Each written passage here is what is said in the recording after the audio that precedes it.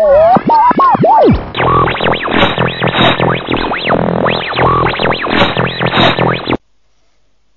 everybody and welcome to a brand new episode of Radio Redux. But first, a little word from our sponsors.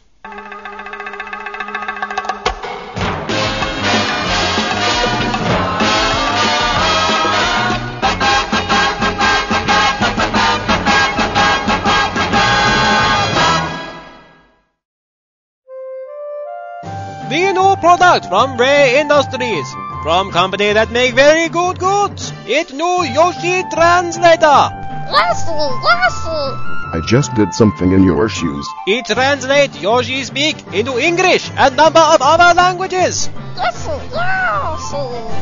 You really need to wash the rug. Personally, I think Titanic was a really film. Languages include French, Spanish, Swedish, Isle of Man, Hutas, and Uruguayan. Look at me like that again and I'll kick your ass from here to next Tuesday. Send out now and get bonus language disc for translation to Street Talk. Where are all my homies at, dog? Send $20 to Ray Industries or buy at nearest foreign junk selling shop. The new Yoshi Translator from Ray Industries. It's Yoshi-rific.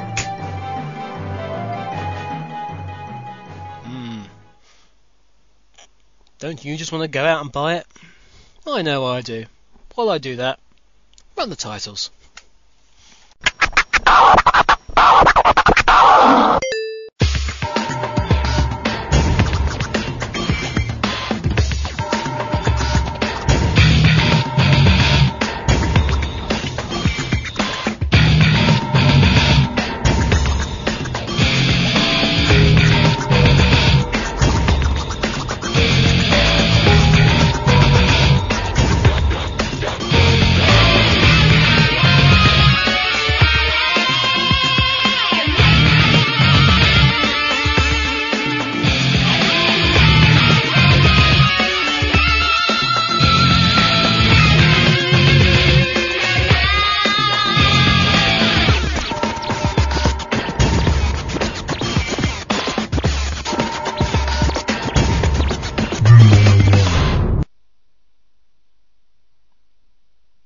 Hi everyone and welcome to a very special edition of Radio Redux. It's special because we have another one of these sort of buddy shows going on. It's not DC today, we had them last time because we have a very special guest. So special, we've shipped in someone from a different continent via the wonders of Skype, and not only that, it's a she. Ooh. But yes, we have the one and only. We've sort of made efforts to keep the population down to just one for just safety reasons. The one and only Echo Hawk. Hello? She's very talkative, folks. Hello! Hello, you can hear me and I can hear you. Yes? What? Hello? Yes. Yeah. I still haven't sorted out the lag problems, guys. I do apologise, and naturally, she won't be able to hear any musical sound effects that I do, as I do them down the mic. So it's still a bit broken. But hey, I'll fix it eventually. We have, as a very special little show for today because it's the Room 101 show. Now, if anyone knows, anyone probably heard of the phrase Room 101, which originally came from the George Orwell book 1984, which itself actually came from the BBC, because Orwell used to have meetings at the British Broadcasting Corporation in Room 101, and that's where he got his idea, supposedly. But this particular Room 101 is taken from the series. That's right, I've come up with a completely original idea, and that original idea is to take an existing idea and rip it off completely. So Room 101 is a comedy show that was on radio and TV. It's still going. Basically, our subject, the lovely Miss Hawk, will come up with several things that she wants to see the back of, and it will go possibly into Room 101, where it will never be heard or seen again with any luck. However, the person who's going to be judging whether or not it goes in will be me. So, well, first of all, hi.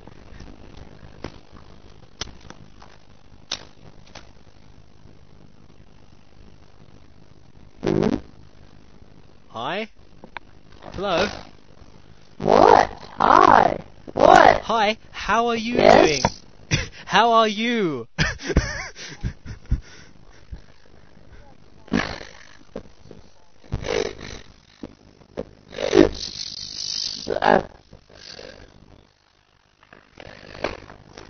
You have no idea how ridiculous you sound on this end.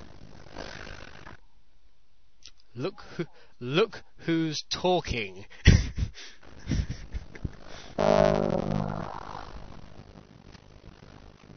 My apologies for that.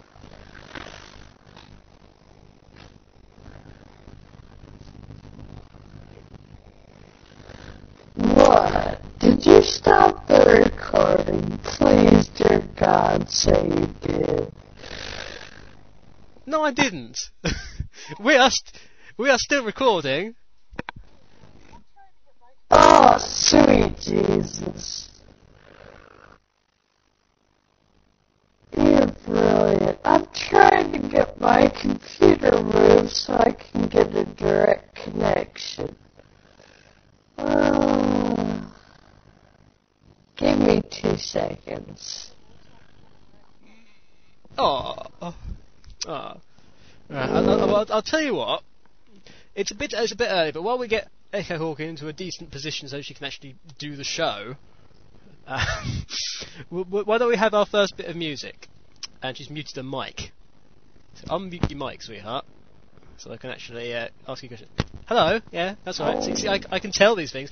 Right, I'll tell you what we're going to do throughout the show, guys, is we're going to do the Radio Redux Russian Roulette Special, which is going to be basically Echo Hawk's going to give us a number, and that number is going to be between, he says, checking how many tracks we have, 1 and iTunes is slow, move, between 1 and 1,388. Alright. And we will be playing that, whatever that is. Okay, so pick a number, any number. Yes. But preferably between that range. Okay. Yeah, how about 952? 952, if iTunes allows me, 952 is Sonic Drive from Sonic X, but the Hironobu Kajiyama only version. We'll listen to that right now, and as soon as Echo Hawk moves the computer, we'll be right back. See you then.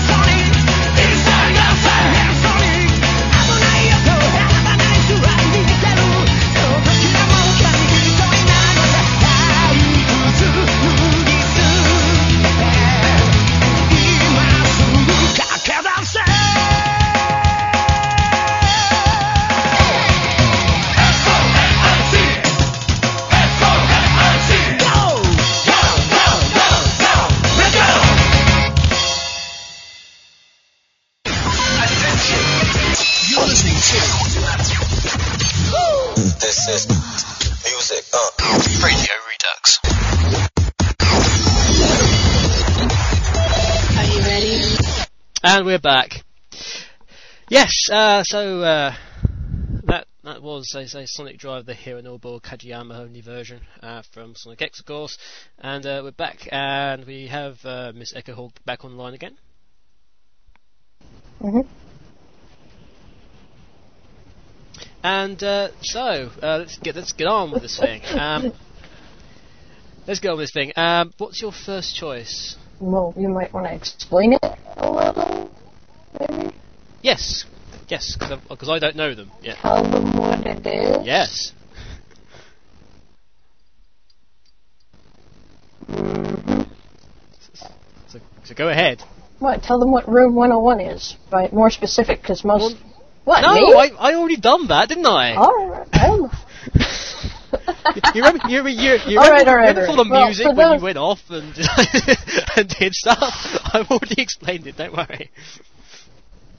Well, sure. Okay, if you say so. but Everyone yes, knows it's a giant tangerine that's lived in by an old woman. Okay, All so right. we don't need to explain that again. Right. So your first Alright, choice okay. to go into Room 101, and it better not be tangerines. No. It's actually quite, legitimate. I have thought about this for a long time, really hard, but I hate this new character, Mephilus, or whatever it is called. I don't think the name's been confirmed yet, but that seems to be a rumoured name. Yeah, well, it's been featured on several sites. I'm currently researching into the brand new launch site that they just... And I just... it drives me crazy. Silver, okay. But this new guy I don't like. No. I've never wanted to kill a character before now. Not even Big? No, not even him. No. You have such restraint. I admire your Yeah. restraint. No, But so for those people who don't know, Mephilus, if this character's name is Mephilus, it's the purple hedgehog from Sonic 2006, which is now called just called Sonic the Hedgehog, isn't it? Because I think they've retroactively renamed the first Sonic the Hedgehog game Sonic the Hedgehog Genesis or something, haven't they? Yeah. Something like that. But I mean, I can see why you'd want it was in there. But I mean, does Mephilus actually mean anything specifically? I mean, is it just the name, or is it the character really that you're?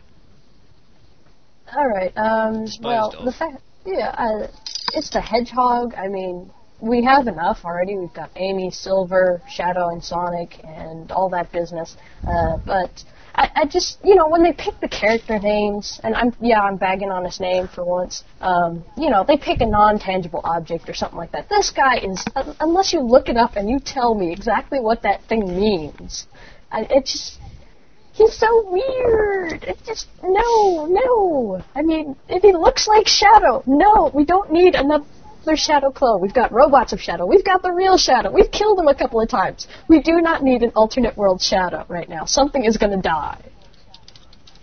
Oh. For sheer interest, bad, I'm actually looking up the word Mephilus.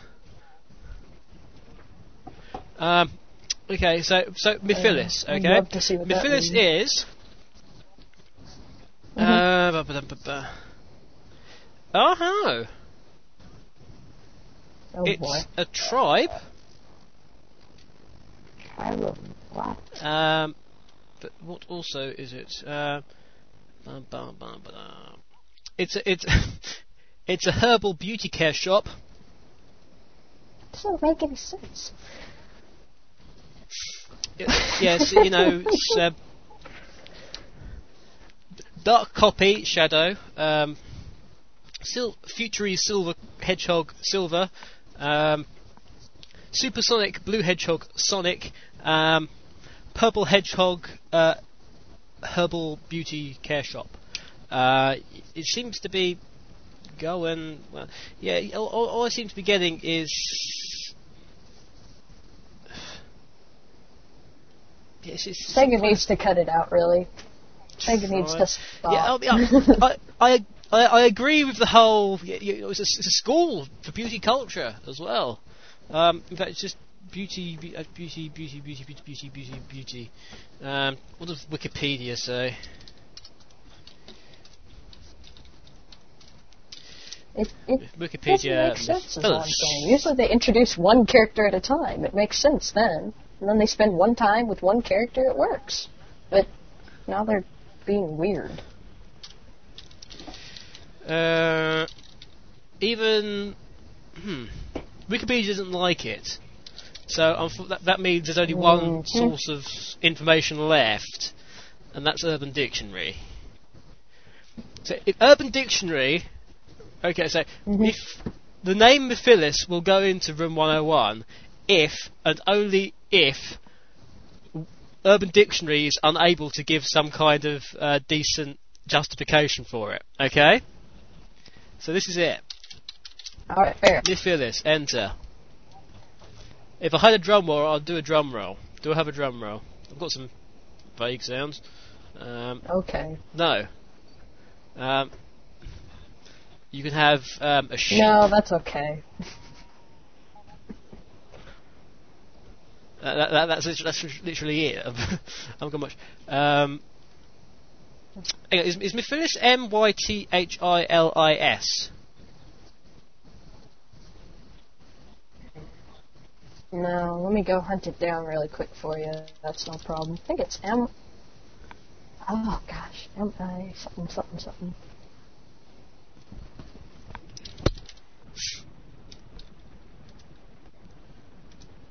Huh. I'll try it with an I. Yeah. Mythilis. There's nothing. Hang on. Purple hedgehog.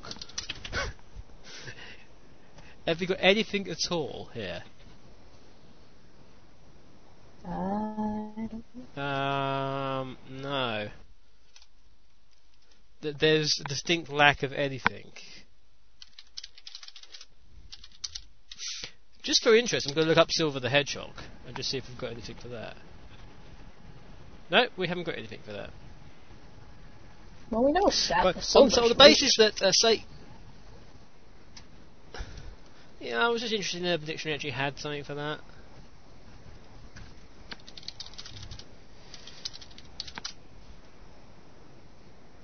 No, there was a whole heap of nothing.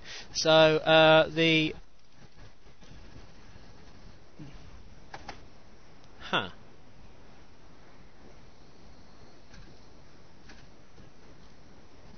makes not much sense.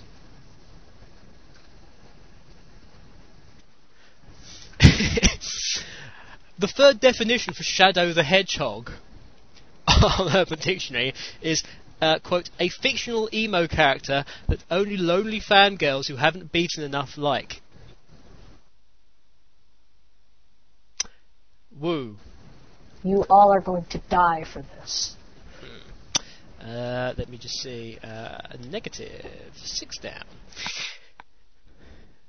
So it'll probably get destroyed. Yes, soon. I'm going to go on another random tangent. So yes, congratulations. Mephilis is going into Room 101. There it goes. Right. Ooh, that was nice. That was nice. Nice little sound effect there.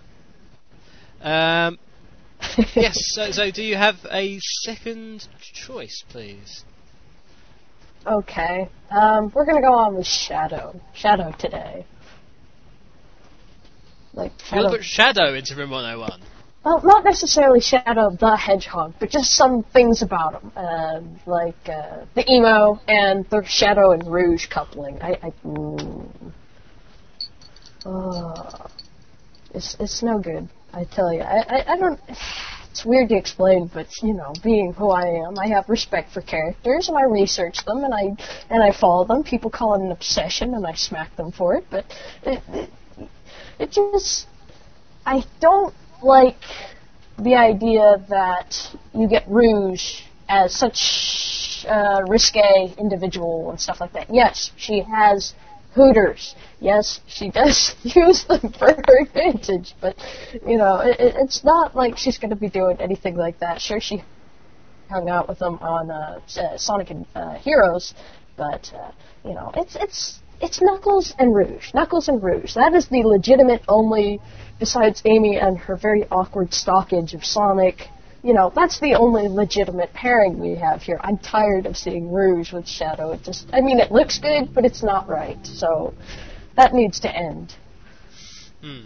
Well, I'll tell you what, well, first, the whole nature of Shadow, the emo-ness, I'm not going to put into Room 101. I'm telling you that now. The simple fact is, if we did that, all Shadow all Shadow would literally be a recolor of Sonic. If we put them in it, and it would distract from who Shadow is. Going on to the whole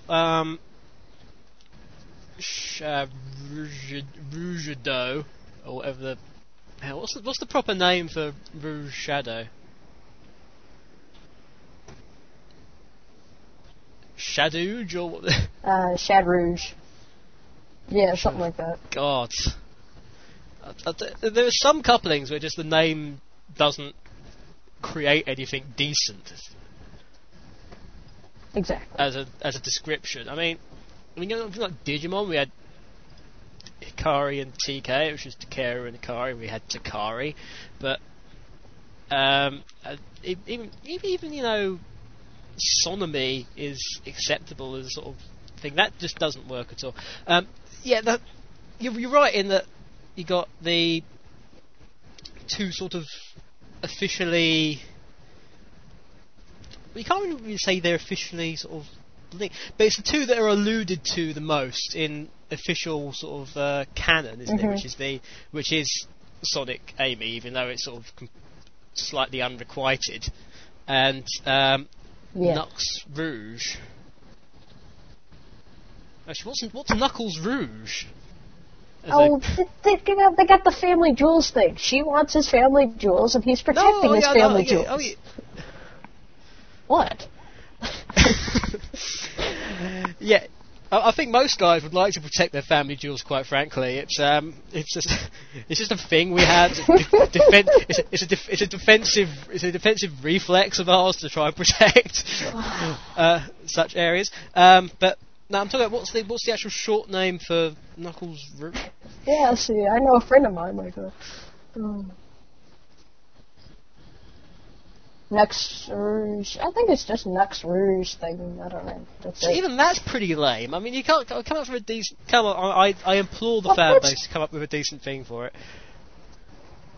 Yeah, that's all they can do right now. They try so hard, and they're so sweet. They try so hard. Unfortunately, the fan base fails miserably on most occasions. What happens? With a notable exception of the Summer of Sonic, the fan base does tend to sort of just go, and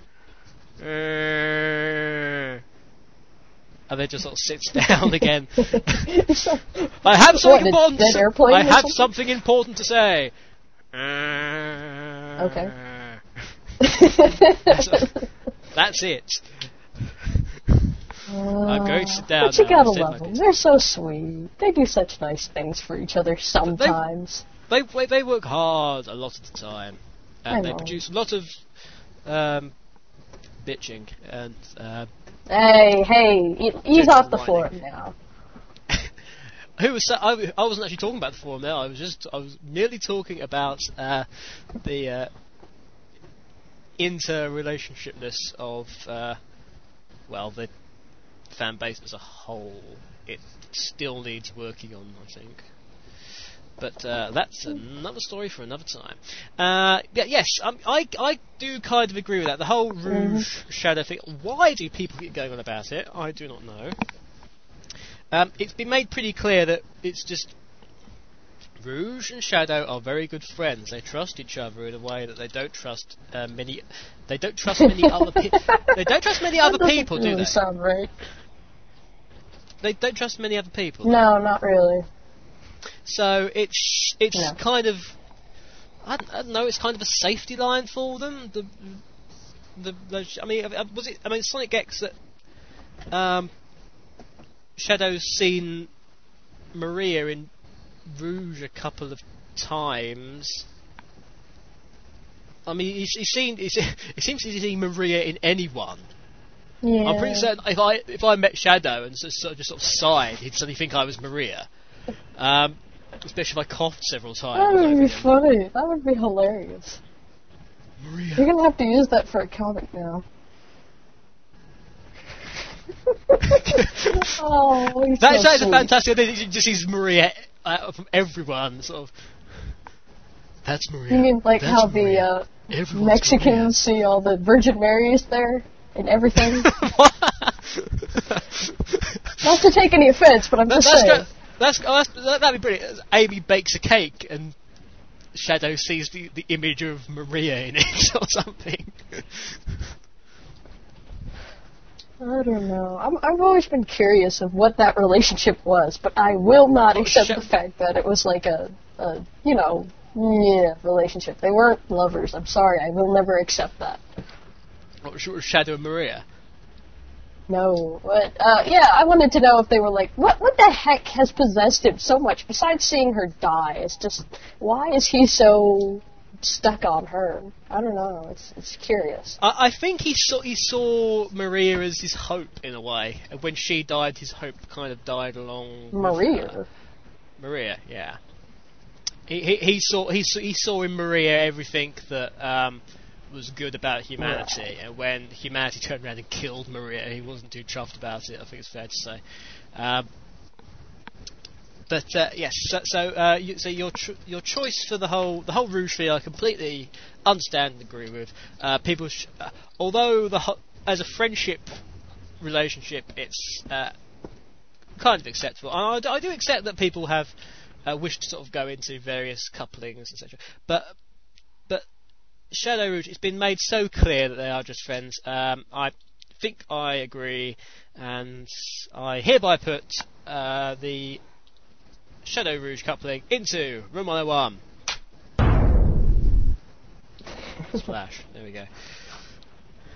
Oh, We should have a fanfare or something when it goes in, wouldn't we? yeah, maybe. I don't know. That kind of hit the ground with a dull thud, so I don't really know what you dropped in, but.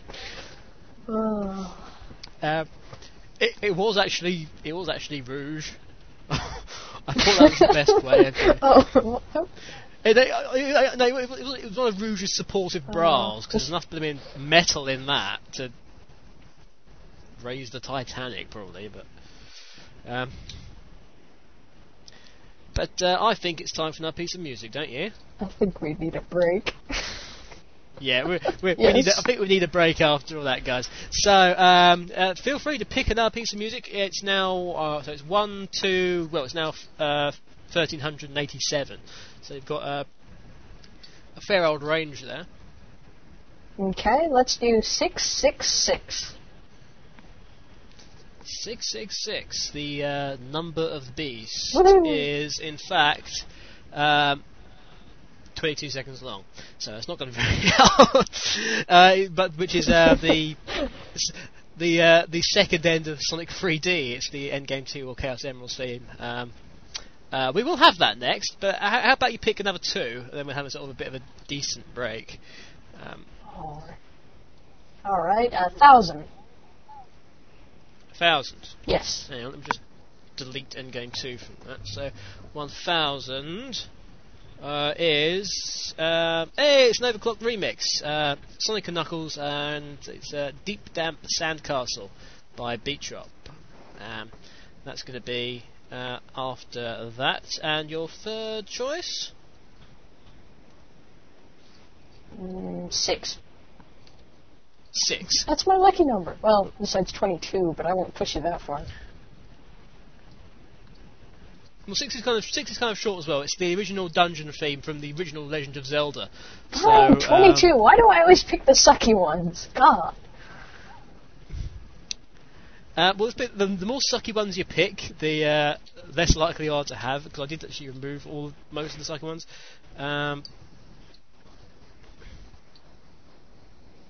Oh, can you pick another one? It's not for anything. It's just that I don't know what this track You can is. stop trying to justify it and play some music already. Fine.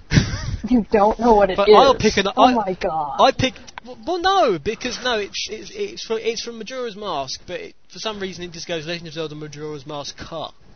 I've got no idea what Ka means. So in which case I'm going to pick 99. Whatever 99 is. And Okay. That's actually from Majora's Mask as well. That's when the moon disappears. So it's right at the end. Those are coming up for you in a You moment. need to guys. We're gonna have a little seriously break. think this through, man. It's the Russian roulette. It's random. I don't know what's going on. Neither do they. It's exciting. No. I know. But I know. But I'll deal. You know, We're I'll all deal confused. with it. It's horrible. Right. Here's a whole sackload of blooming music for you, and we'll see you in a bit with some more Room 101 bizarreness. Later. Radio Redux.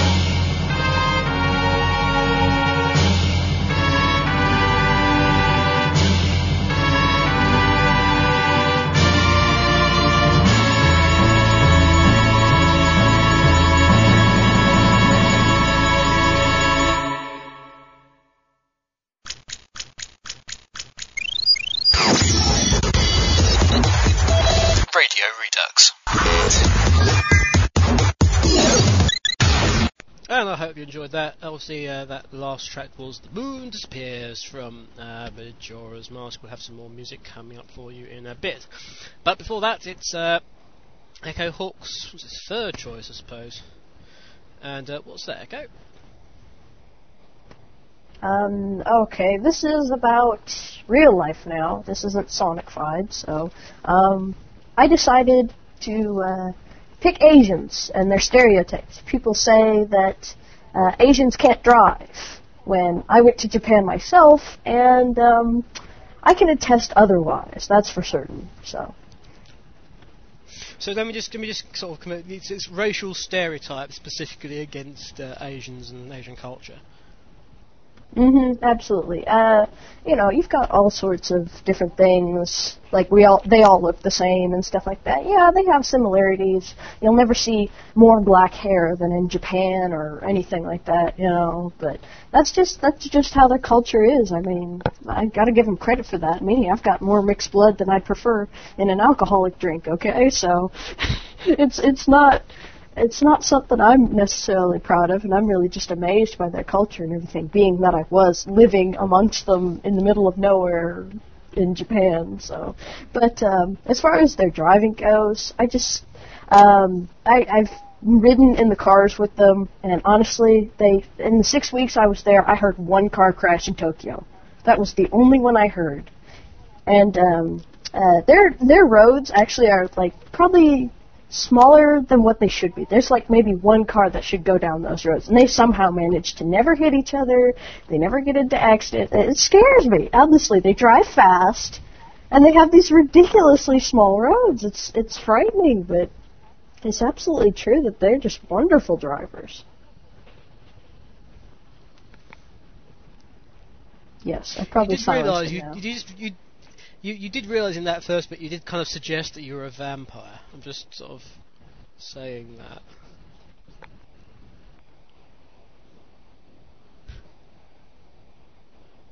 I am not a vampire.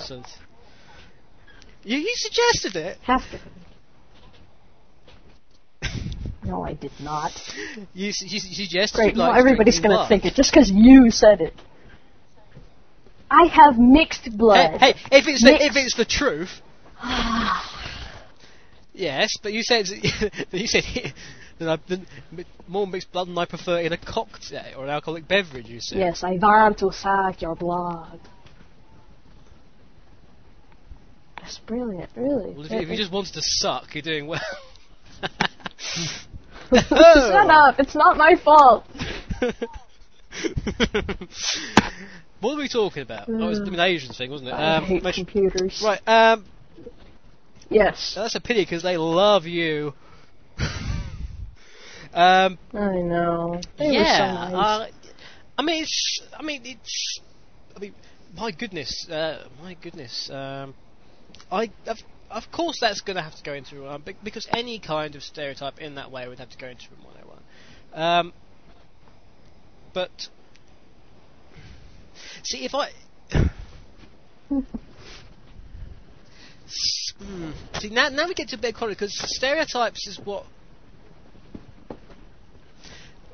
Okay, what I think I'll do is I'll agree to put it into Room 101.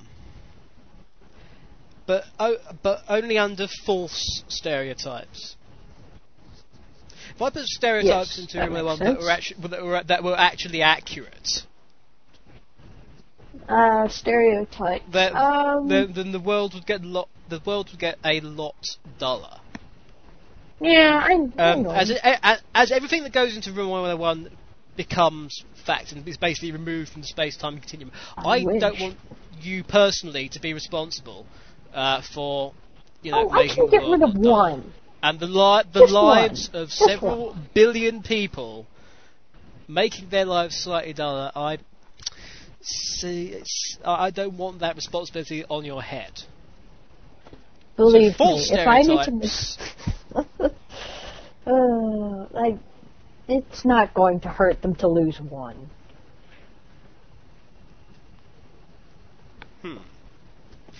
Great. So, or it's going to hurt you. It's going to hurt me, not physically, I hope. But hey, you never know. Right, okay. I have reached my decision. As soon as I remember what that was. Oh yeah. Yeah, that's it. My decision is that you suck. Oh, sorry, bad habit. Oh dear, oh dear. Yes, so right, so false stereotypes. Did you want me to narrow it down to false stereotypes of just specifically Asians, though? Or what? Well, Asians and driving. I'm gonna go with that. Right, so false stereotypes of Asians and driving. Which is any specific It's Asians true. now? You Do you want wouldn't to be, like, do you want to narrow it down you'd to a be scared specific to think. country while we're at it? Sure, we'll wing it with. Well, we'll go with Japan. Right. False stereotypes What? I said of Japan Asians, like 3 times. specifically Japanese, Yes. and their driving. It's true. Okay. I mean, do you want to narrow it down so that we was the left and right-handed as well, or No, that should be fine for you, you almighty bugger.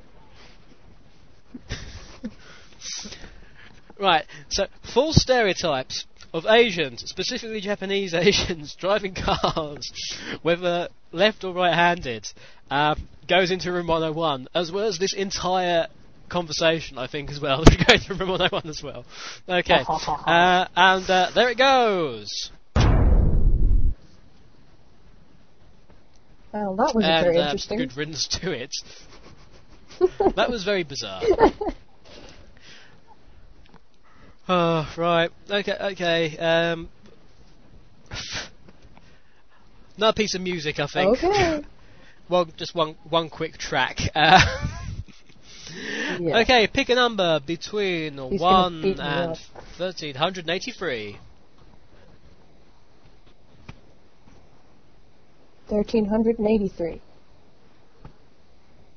The last one. Yes.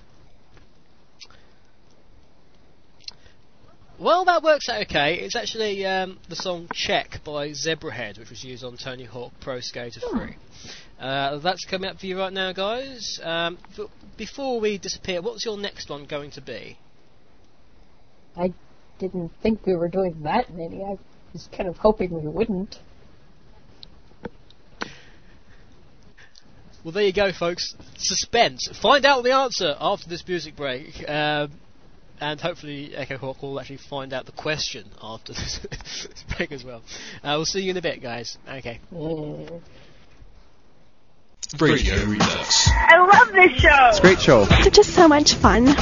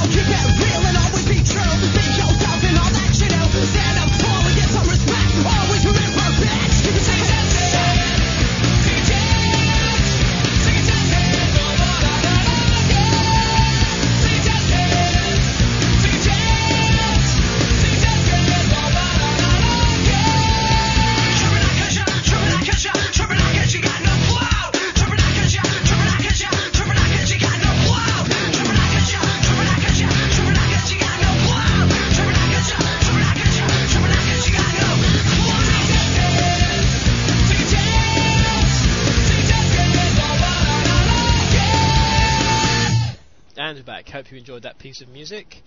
We're going to have a few of the questions now. Just here, there, and everywhere. Okay, well, actually, first up, we've actually got an open letter from the forum. There was a bit of a problem the other week,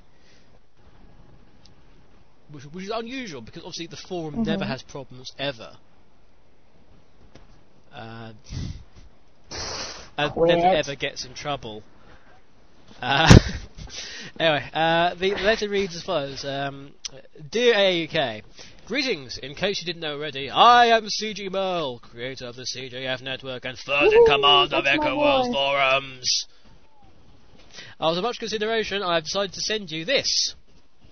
Though what I believe to be a relatively reliable fashion through the unofficial Sonicx forum, which so frequently lurk. Well, don't lurk in there that frequently, but I did spot this. First, I would like to apologise on behalf of the entire forum for the recent rash of flamings, squabblings, arguings that seems to be plaguing this place. I have already drawn up plans to help nullify such problems, which, when ready, I will discuss with my superior, Mr. Shezza, before implementation. Perhaps for good. Now the serious stuff is out of the way, a question or two. What do you think of the idea of the live-action Transformers movie coming out in summer 2007? I and several other EW members are great TF fans, and I thought I'd be interested in hearing your input. You can check out the movie site here, and then he doesn't give me the link, but I actually have seen it anyway. Yeah. The only bad thing about the Transformers movie is having to wait until summer 2007, as far as I'm concerned. It looks like it could be moderately good, and they've already got the legend back to voice Optimus Prime, so good old Peter, so he'll be in that. What's your thoughts on the Transformers movie, Echo? I don't know. I mean, the first thing I know is my dad comes running, screaming through the theater, "They're gonna have a movie!" I've never been a huge fan.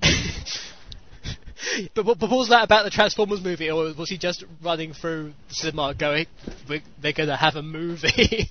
because if it was that, then obviously that's kind of obvious. Yeah. Yeah, no, we were sitting there right next to him, we just saw it. That'd be like running for the supermarket and says, "We're gonna have food!" No, my dad's not that crazy yet.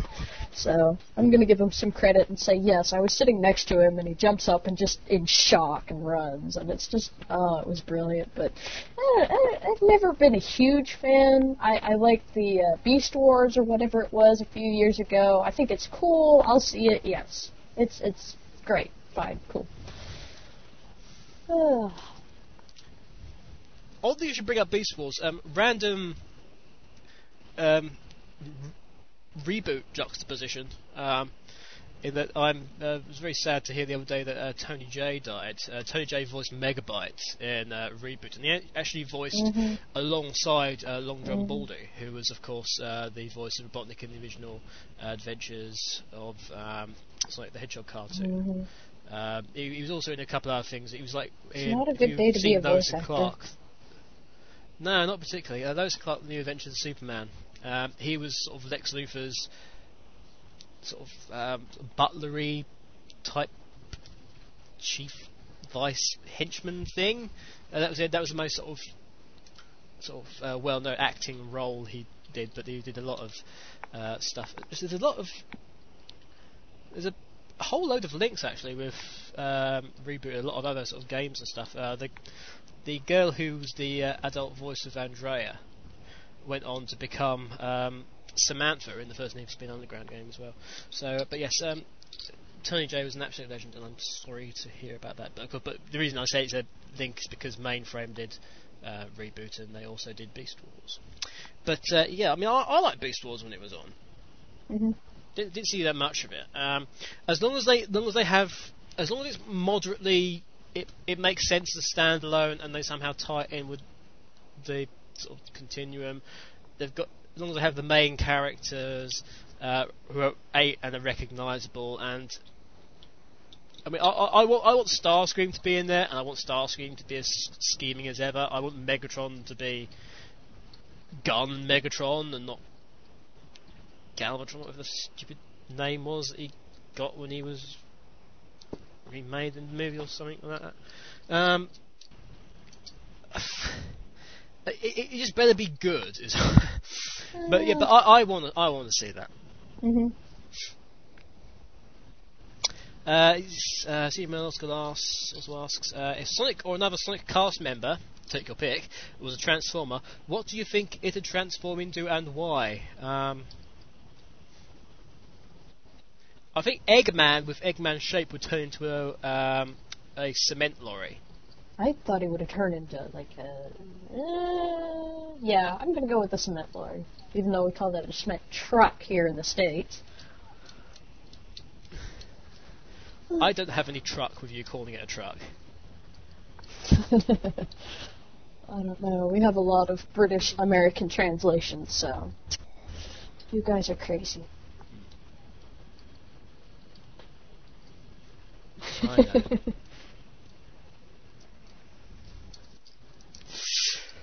You call it a great sporting victory, and we call it being doped up on enhancers.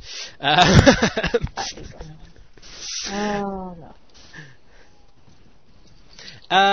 So, I don't know. I mean, what other ones? I mean, Sonic would probably be a motorbike, I think.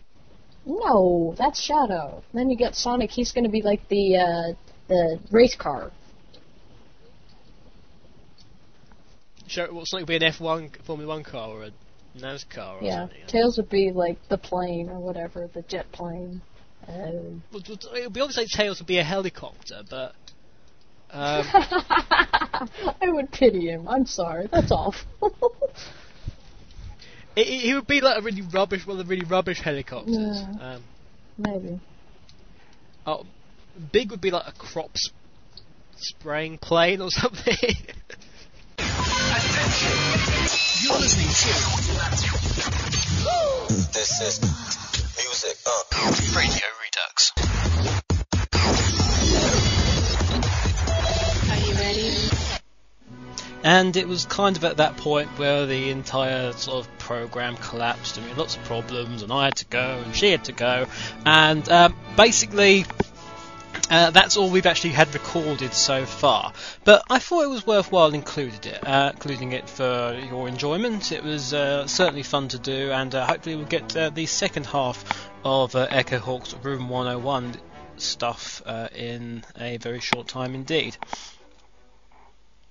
But yes, it's Radio Redux. Hello everybody again. We've got some more music coming up for you in a little while. Other than that, I'm going to continue with the questions as if nothing has happened. Just sort of finished that question. CJ Mill actually continues this. Finally, a song request. You should, if the upload worked, find an MP3 encoded in this thread. You might be interested in collecting it if you haven't already. Incidentally, I hadn't.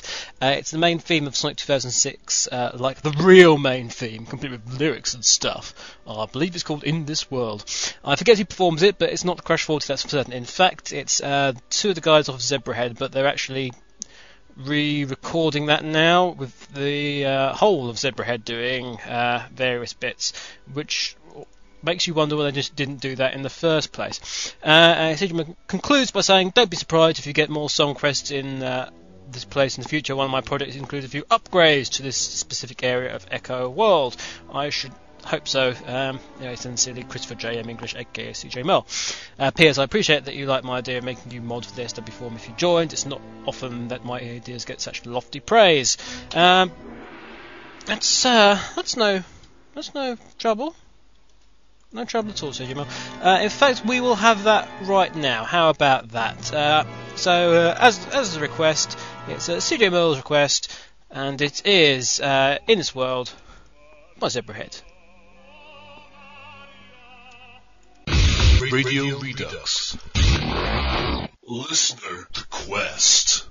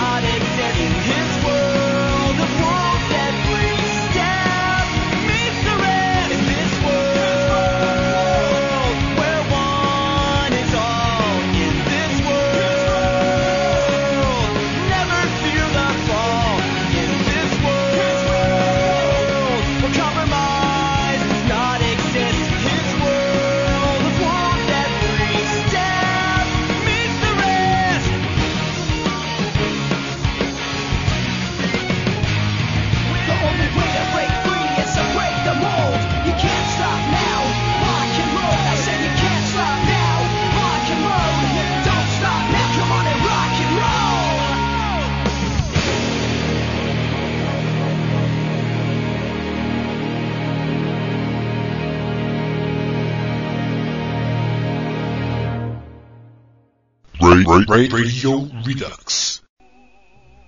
And we're back. Let's have another question. I've got quite a few questions. I'd also like to take this opportunity to thank Demux for going into Echo World and actually doing a thread to get me some questions. The first few questions of which were, wow, is that Demux? Are you the real Demux? Which, of course, I could answer, but I'm not Demux. We do have a Magnificent 7 coming up for him, incidentally, as well as something else. Because, we had some fantastic input so far this particular couple of weeks. Next question is from Ram the Dragon. You can thank Ram the Dragon for providing the Yoshi sound effects at the beginning. It was her idea. She kind of inadvertently gave me, but I did insist that as sort of a reward stroke punishment, she would have to provide me with the Yoshis because I can't really go high enough to do Yoshi any kind of justice whatsoever. Anyway, her question is, AUK, how much time do you spend working on SW in, for example, a week? Quite a lot of time at the moment. Quite a lot of time indeed. There's a lot of stuff going on behind the scenes which you don't know about, and there's a lot of coding stuff going on. There's a lot of preparation work and script writing, especially this last week. There's been a lot for Chaotic X, because we've got a Chaotic X coming up in later on in the show, just for you guys. I know you've been after it for so long. There's that, and sort of the adverts and the prepping and the coding. I'm sort of working on one of the comics at the moment. Other than that, a lot. It really is a lot. I mean, many hours is the best answer, Ram. Blood Dragon UK asks, in The Young Ones, what's your favourite episode and why? Also, what character are you most like? I can't remember. I haven't seen enough full episodes of The Young Ones to actually sort of give you a proper answer. For those who don't know, The Young Ones was kind of the precursor to Bottom, the Rick Mayall and Adrian Edmondson series, which was The Young Ones was a big hit in the early 80s, and it was also the sequel to Filthy Rich and Catflap, which I'm sure none of you know, with the exception maybe of Sam Fran 51, because he's like that. But there's some favourite bits. I remember they were just talking around the television, and all of a sudden the front door sort of just explodes, and Rick just sort of goes, "Oh no, the front door's exploded." They all sort of look at Vivian and as if it's, and then sort of blame Vivian, and Vivian then says, "You should have blamed the person who set off the bomb that I placed," because it obviously wasn't for them; it was for the postman or somebody. I can't remember. The bit where Neil is cloned because he sleeps in a flower bed, and he goes on about, "I was the seed, and nature grew the seed, and the seed was me," and stuff like that. And also the bit where Vivian tears apart the opening credits for The Good Life, and starts a monstrously poisonous rant about Felicity Kendall and stuff like that. That's probably those are my sort of three favourite moments I remember. Now, we have a very special thing now, because we have a Magnificent 7, but not Demex's Magnificent 7, it's San Fran 51's Magnificent 7.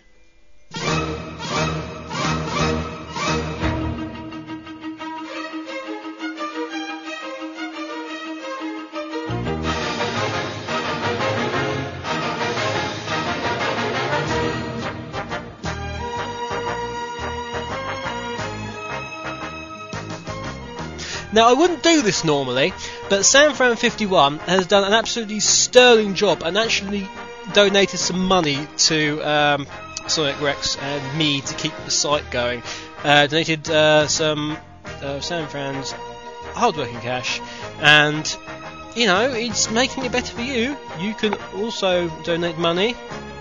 Remember, just use PayPal. You can use a credit card. Don't need a credit or debit card. You don't even need a PayPal account necessarily. And you can do that to Changer UK at hotmail.com or sonicrex.com. I've made that work now.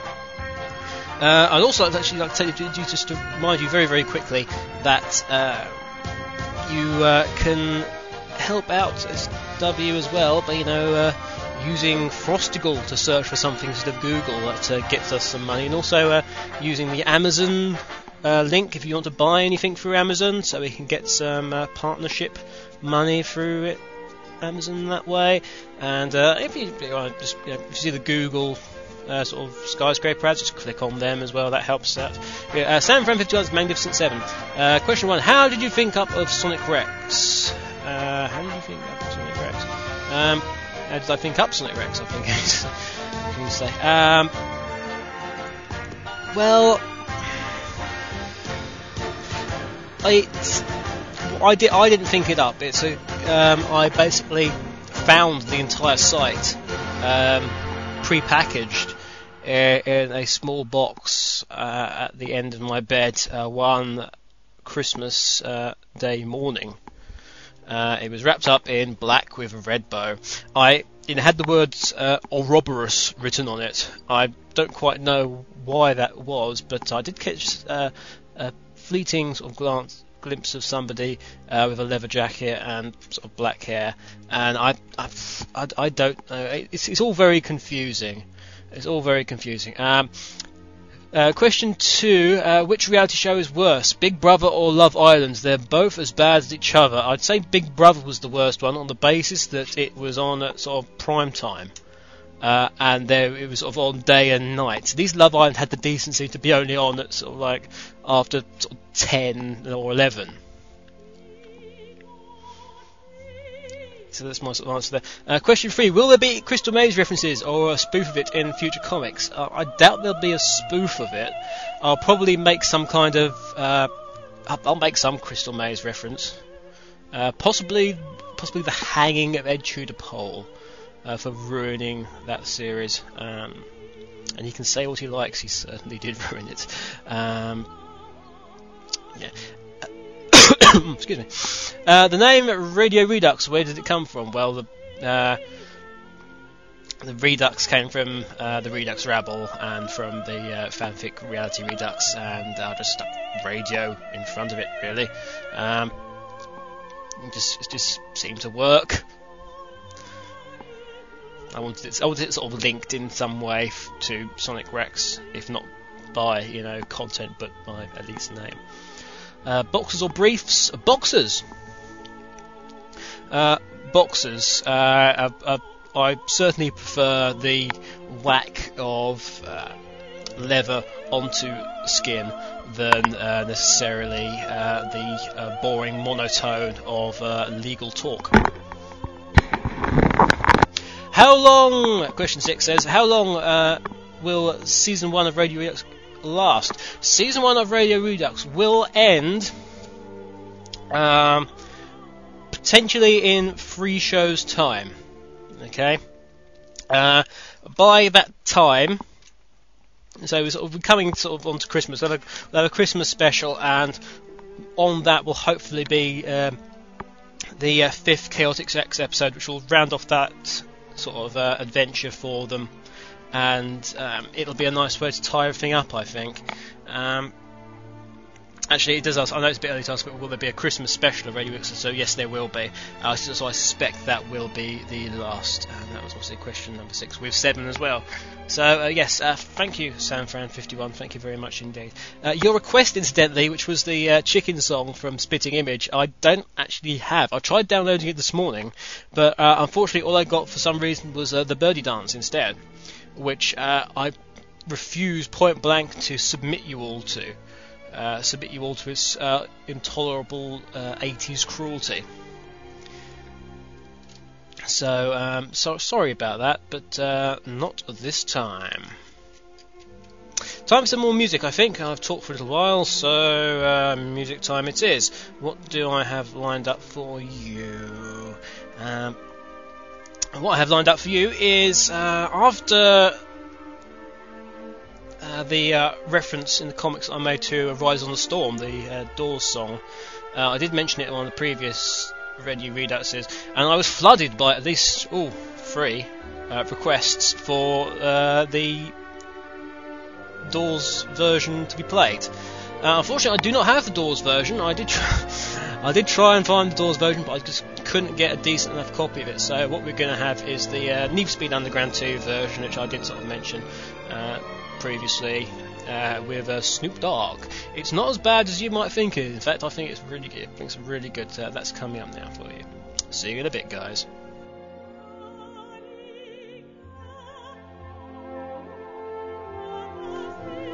Okay.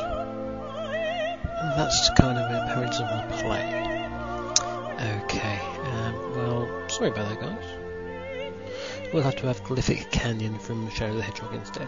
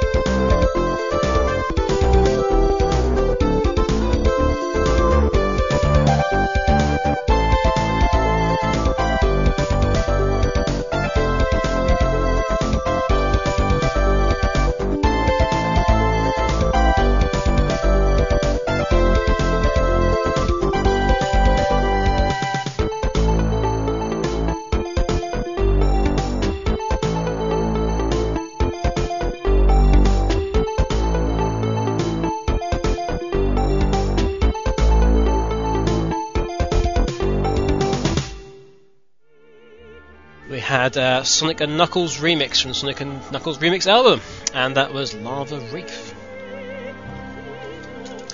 We got some more questions coming up, and I'm trying to find the right one. We've got some more Black Dragon UK. Black Dragon UK has sent in ruddy loads, absolutely loads of questions this week. Don't know what's going on there. Do you have a favourite mission on GTA San Andreas? How did you know I had GTA San Andreas? In fact, I bought it very, very recently, and I've not got that far. Well, I've got pretty far in it. I'm just up to the point. I can't remember the name of the mission now, but it's the one before it sort of all changes and you sort of bust out of the first city.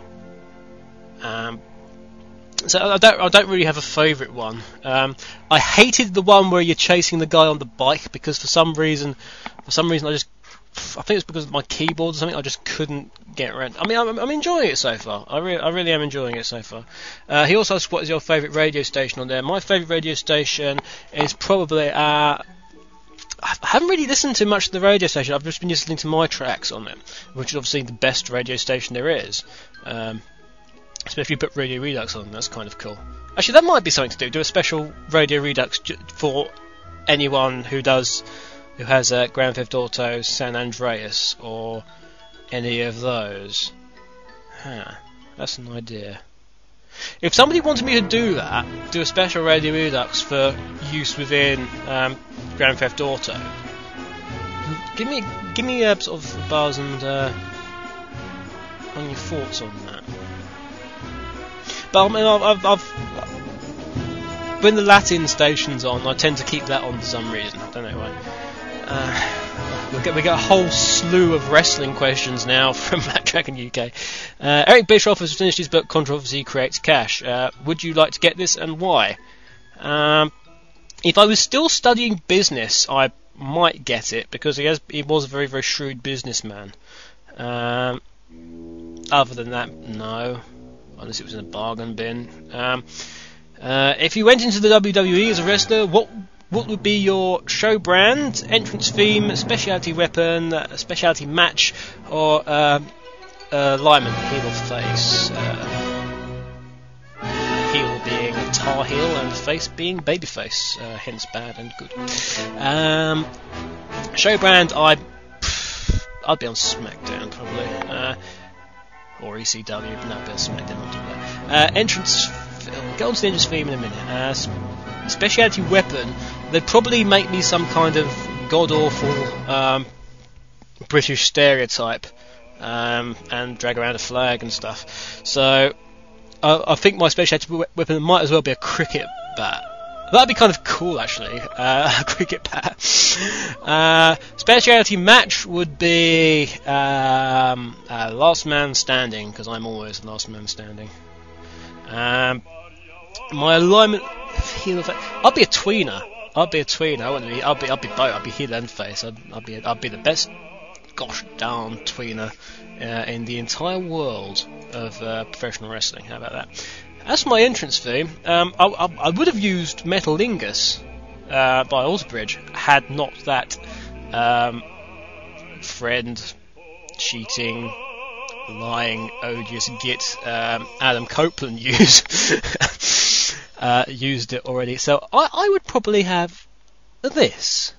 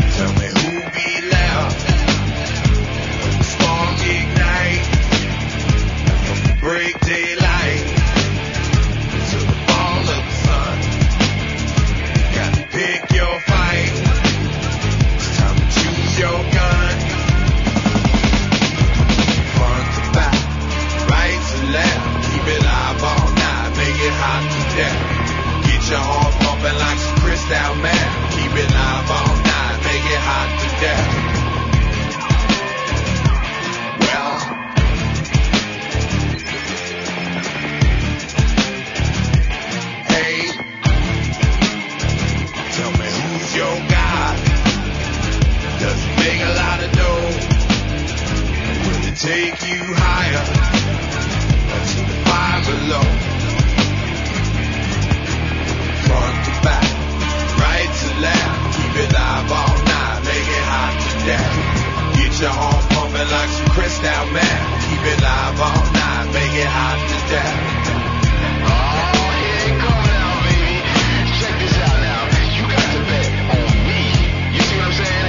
Guns to roll, Abraham and Moses.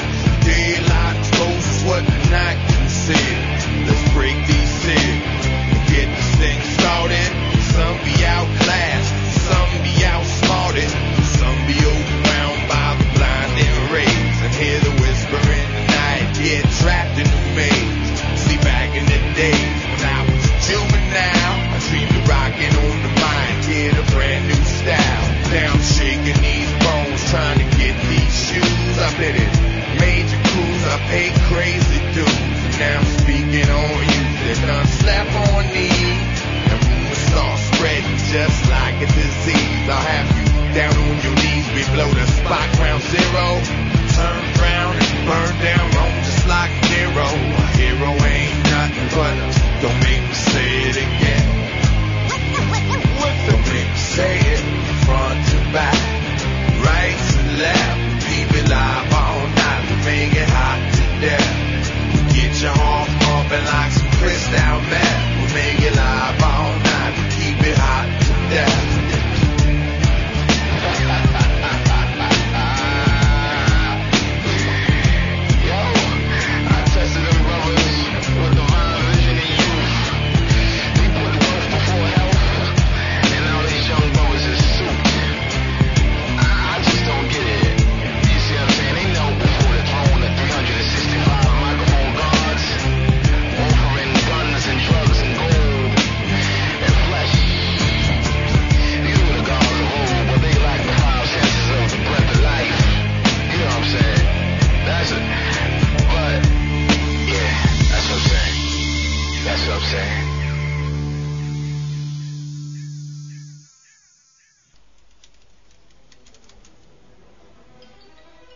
That was Hot to Death by Everlast from the album Whitey Ford Sings the Blues. It's very good indeed. Everlast, obviously the front singer from House of Pain originally. More questions, tons and tons and tons of them. Goddess of Light asks, why was the last comic so short? The last comic was so short because it was a Rexlet. That's why it was so short. She also asked, why don't you give any props to SJ for any of the sprites? I did email Godslight to find out who SJ was, but luckily one of the other four members pointed out this Squeaks Jr. The reason I don't give any props to Squeaks Jr., Goddess of Light, is because none of the sprites or backgrounds came from Squeaks Jr. If you want to know where all the sprites and that came from, that's what the sprite credits page is for. If you reckon I'm using something which is not on there, let me know, and I will gladly investigate that and put it on there if need be. But I would know of that name. The fact that I haven't come across that name before should sort of tell you something, in all honesty. But yeah, the reason I haven't given any props to SJ, she has not done any of the sprites that I use to my knowledge.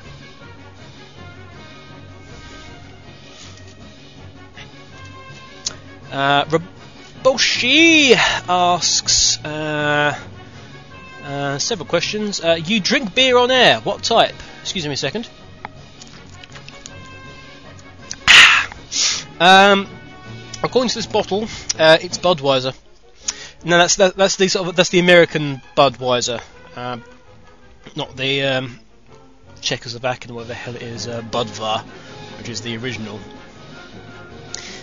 Because that tastes of processed urine and is not very nice at all. So I drink Budweiser. Boshi also asks, very politely, what do you think of the Sonic Wildfire name change? I think it's a stupid It's a stupid name. Sonic Wildfire was really cool sounding name. Sonic and the Secret Rings sounds very much like it should have been, on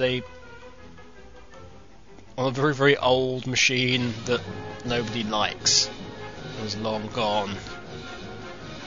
It sounds very sort of like early 80s game name. It's just like, we'll say the blatantly obvious in an attempt to be none too exciting. Roboshi also asks, where did you learn how to use Photoshop? Something in my head, Roboshi says, tells me that's not good grammar. No, it's okay grammar. What are you talking about? Roboshi, I more or less taught myself. So I taught myself good. I've taught myself most things in life. I've just got to get on with it.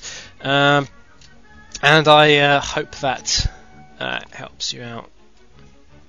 One final question from the forum, and that's from Chaotix. Why do you always insist on replacing Hawk's handwriting with your font on her manga? Her writing is completely legible. Well, it's not. In fact, it's very small most of the time. And it just looks a darn sight better if I do it that way. Chaotix is deadly. I think Chaotix the one who's also providing space for the manga. So it's some of the sentences and stuff. I just made a couple of mistakes occasionally, which I've had to replace. And also some of its handwriting is just so tiny you can't see it. And I've actually had to ask her what some things actually say on occasions. So I would dismiss that it is completely legible for a start. But yes, I do. It just looks a darn sight better, and she thinks that as well.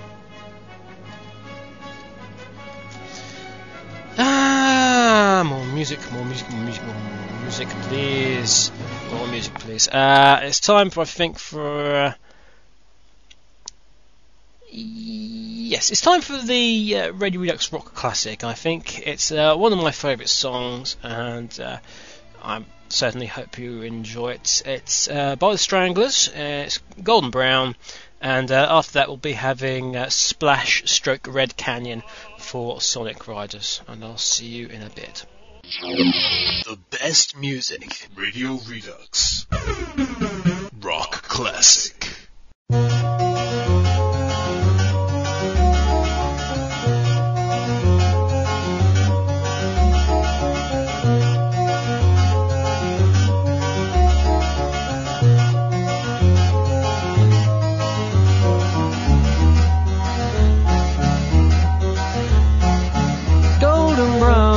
Texture like sun lays me down. With my mind she runs throughout the night. No need to fight, never a frown.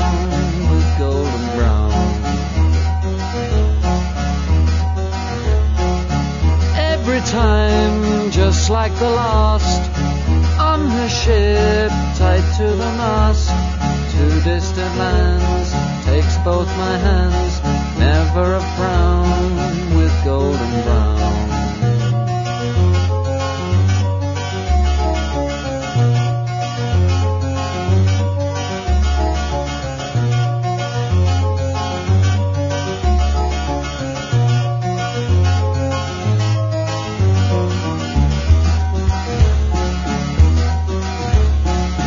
Golden brown, fine a temptress. Through the ages she's heading west. From far away, stays for a day. Never a frown with golden brown.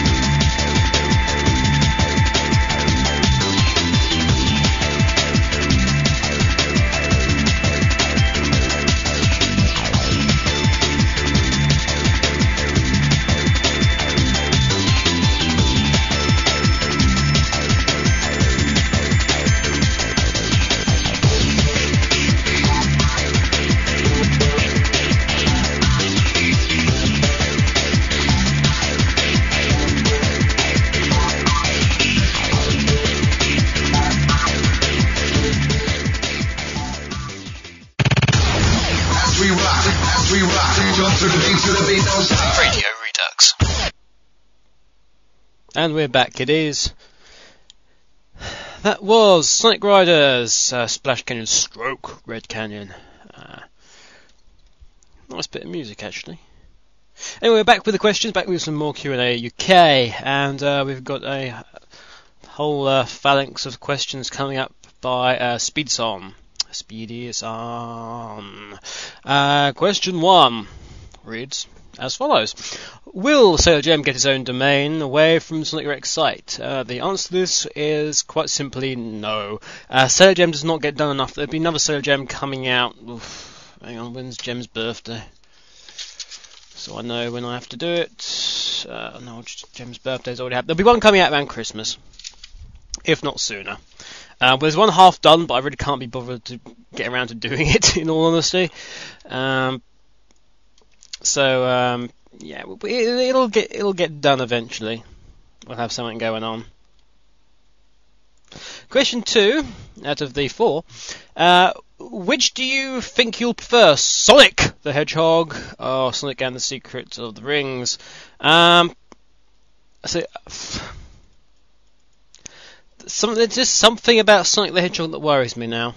I'm not overly sure what it is, but there's some element of either. It looks fantastic. The game itself, graphically, looks amazing. The music is pretty good, but it's just there's something about it. There's something about it which is just nagging at me. Sonic and the Secret Rings, however, I think could be quite an innovative game. The only way I'm going to get to play Sonic the Hedgehog is if it is indeed released on the PC. Sonic and the Secret of the Rings, if there's a console I'm going to get, it's going to be the Wii, so I'm probably going to see that at some stage or the other.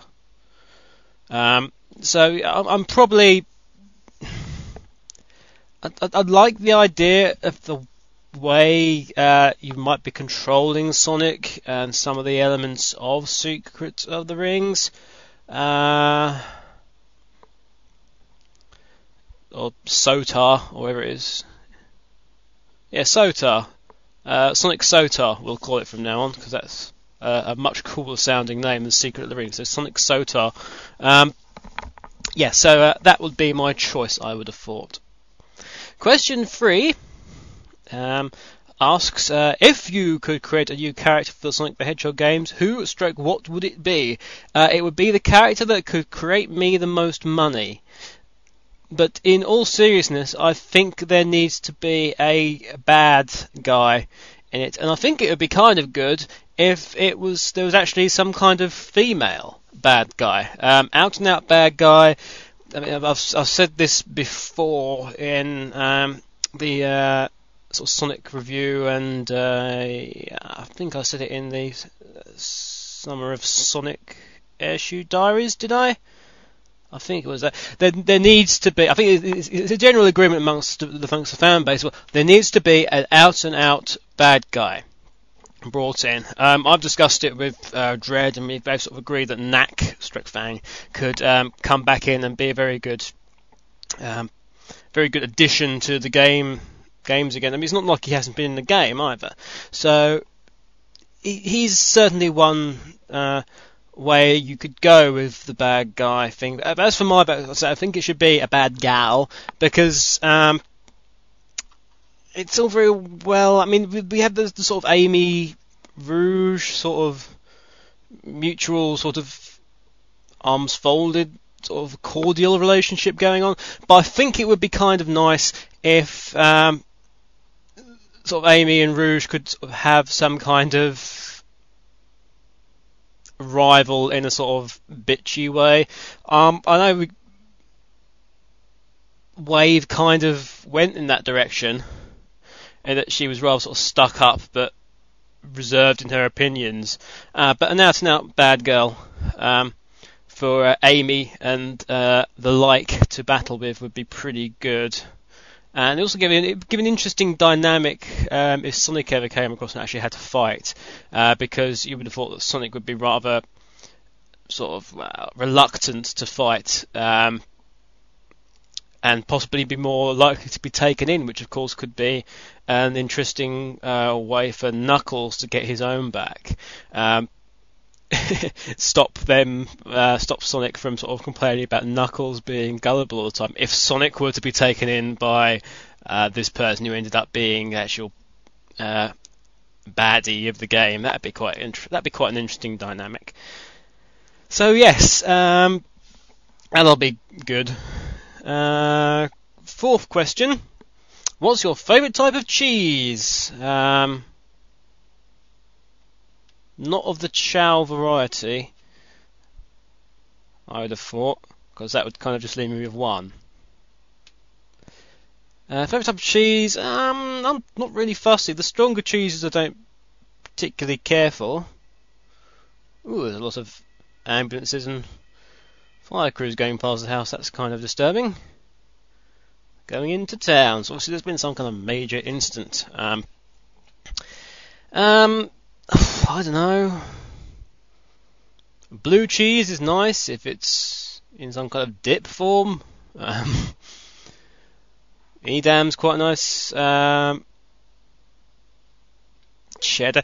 I'll probably say brie, actually. A good, nice, soft piece of brie, especially in sandwich form, with cranberry and something, is absolutely good, especially if it's warmed up. That is absolutely gorgeous. So yeah, I will say brie for that, if that's okay. I hope that's answered your questions. Speed us on to satisfactory sort of conclusion, because it's sort of a conclusive end. Thus, you haven't got much choice in the issue. Samuel asks a good question, but it would require a kind of longish answer. I'll tell you what, my throat's kind of dry, so I think it's time for some more music. Now, what shall I play for you is the question. Well, okay, let's have an absolute. Well, I say an absolute classic. It's not really a classic. Basically,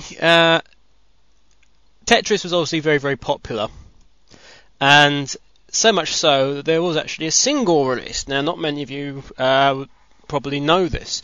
There was a single release that did very, very well, and it actually became number one in several countries around the world, and became, say, very, very successful. It was a sort of remix of the Tetris music back in the day when Tetris dominated the world with its block moving stuff. People forget Tetris is the biggest selling game in the world. It's sort of biggest selling sort of series in the world. It whoops Mario into second.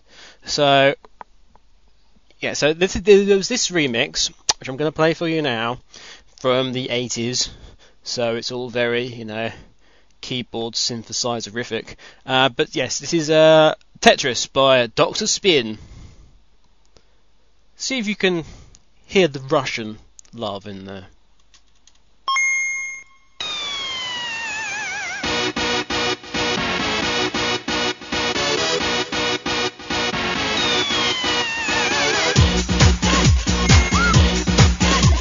I know you're going to dig this.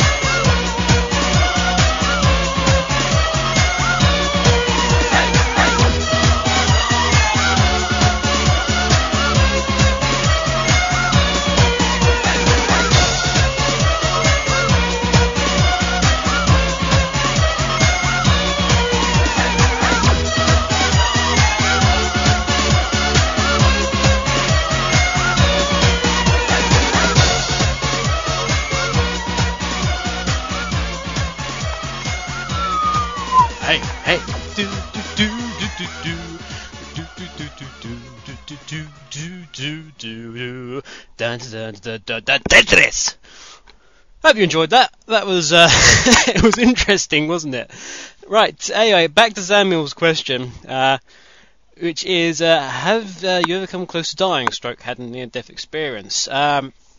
As a matter of fact, yes.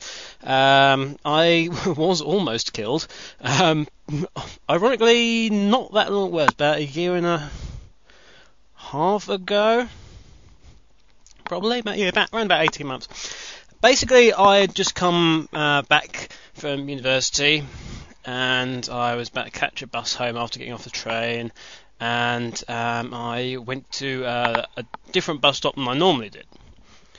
Because of the specific bus that I needed to catch and the time, it was a bit of a strange time for me to come back and catch a connecting bus. So, there's near where the bus stop was. There's actually there was a big interchange. So you had a big crossroads, in the middle of this place. And obviously various sets of traffic lights. Now I was minding my own business. I was leaning up against the bus stop sign, which is on a lamppost. And I was vaguely paying attention. It was a very long wait. I'd been waiting like 25 minutes already, because I just happened to come in. I just happened to get off the bus, smack bang at the beginning of the time when all the buses changed over and there wouldn't be a bus for God knows how long.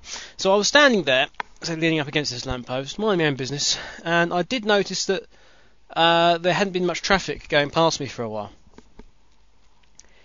And the traffic lights were green. And just out of the corner of my eye in the distance, I saw this builder's lorry. Now, it had various bits of scaffolding on it and other things. And it was going on a fair old lick, it had to be said. Bearing in mind, I can't remember, the speed limit's either, I think it's 30 or 40 going through there. But you got this blooming intersection anyway, so you really can't go that fast, because in case anything happens. The traffic lights started to turn. So we went from green to amber. And it was coming past, and they sped up. They were still miles behind. They sped up, and they must have been doing about 80 at least. So they basically double the speed limit. And as it became eye level with me, it turned red. So they basically run the red light as well because they didn't want to wait. I just sort of saw brief for a second that the scaffolding poles and the various other materials weren't exactly secured well. And as it thundered past me, a piece of board, which was about, I'd say, half a centimetre thick, about the size, the actual size of it was about the size of a shoebox. Shoebox lid, about the size of that, and about sort of half a centimetre thick, flew off. Now, I blinked at this point, and when I opened my eyes, it was more or less in front of my face, and then it suddenly arced upwards, and there was a very dull clang. There was a very dull clang because the other side of this board was and obviously a little bit bigger than the actual width of it, was covered in sheet metal. So basically I had this piece of wooden board coated in one side of metal, travelling at 80 miles an hour, and when it sort of skidded off the lamppost and hit the bus stop in a very, very loud bang, and I spent about sort of 2 minutes going, what the f*** just happened? I looked up from where I was, I've got up to the lamppost, and literally an inch above my head was a great huge mark across the lamppost where this thing had hit on its edge.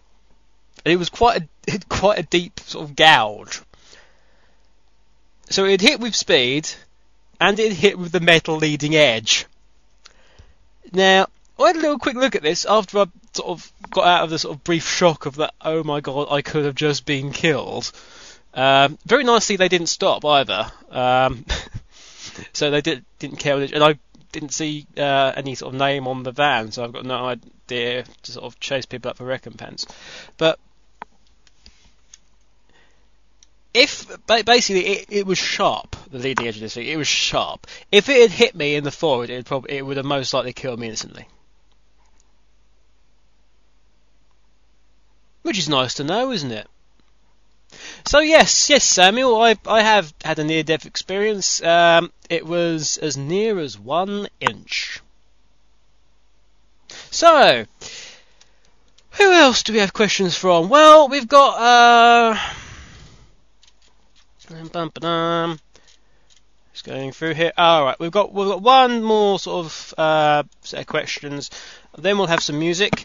Then we'll have the Magnificent Seven, then we'll have some music, then we'll have Chaotix X, and then we'll have the last bit of music. I think it's the way we'll do things. So let's have this question first.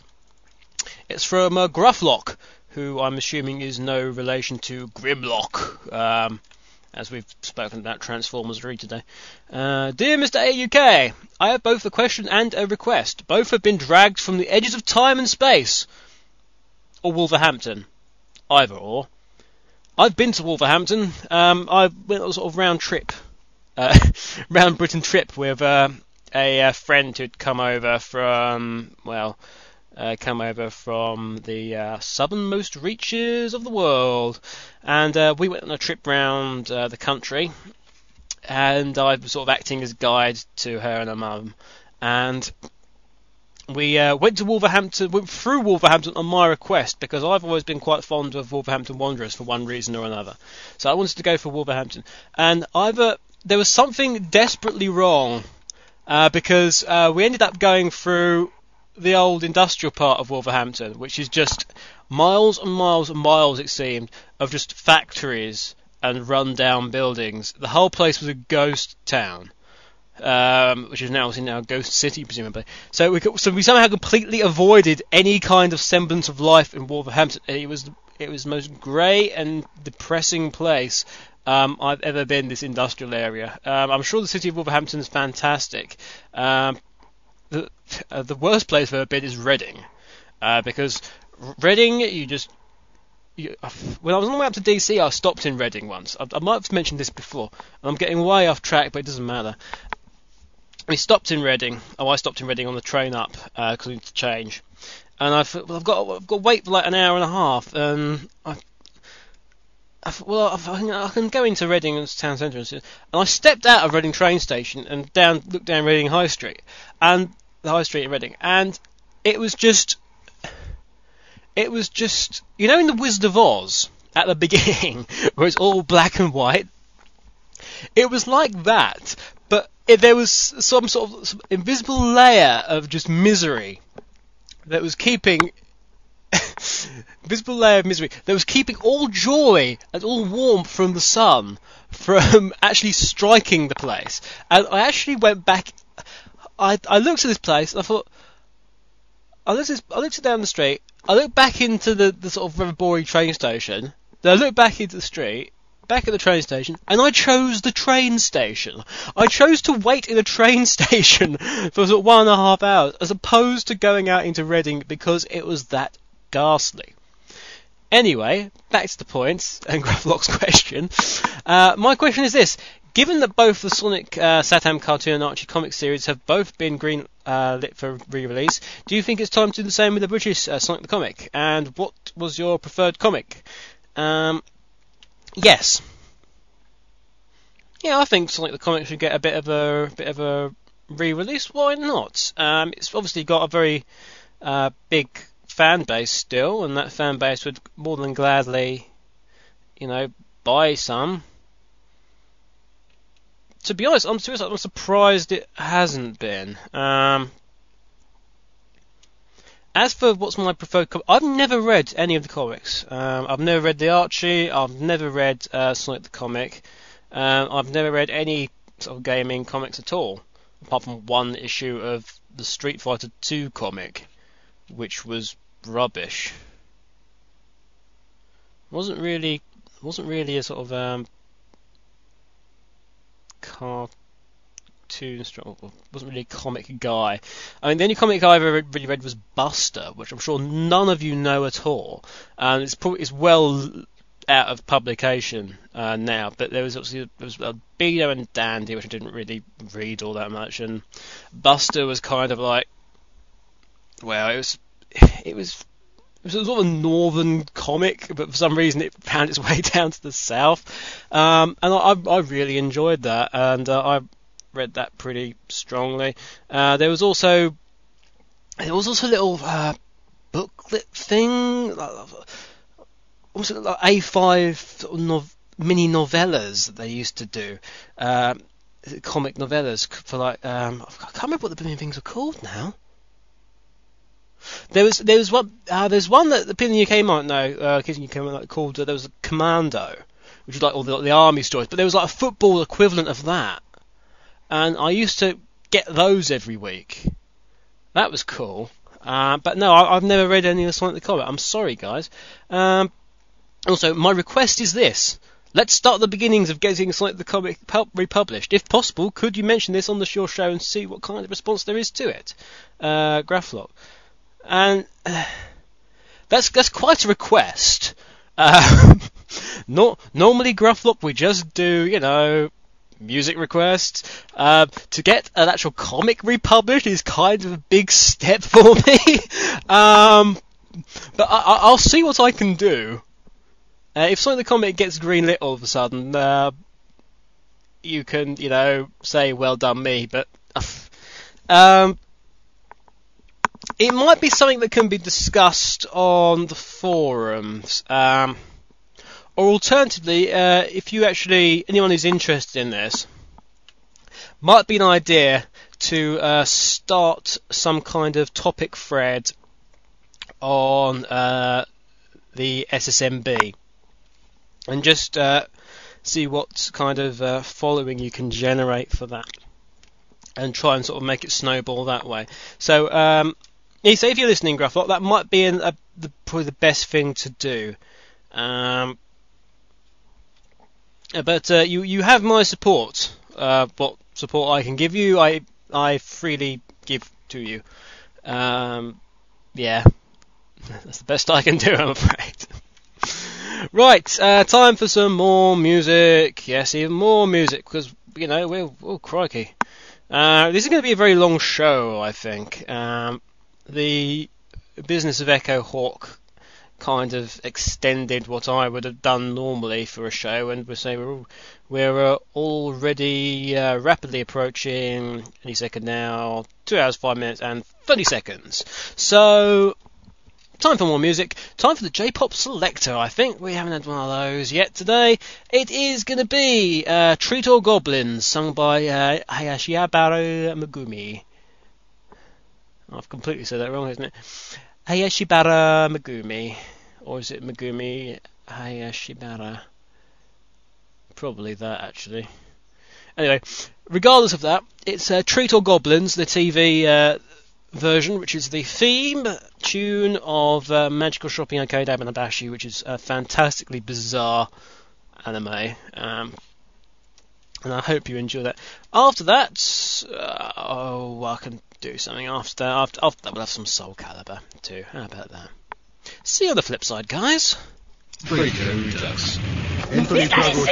J-pop selector. Shall we? Yeah. What? Come on.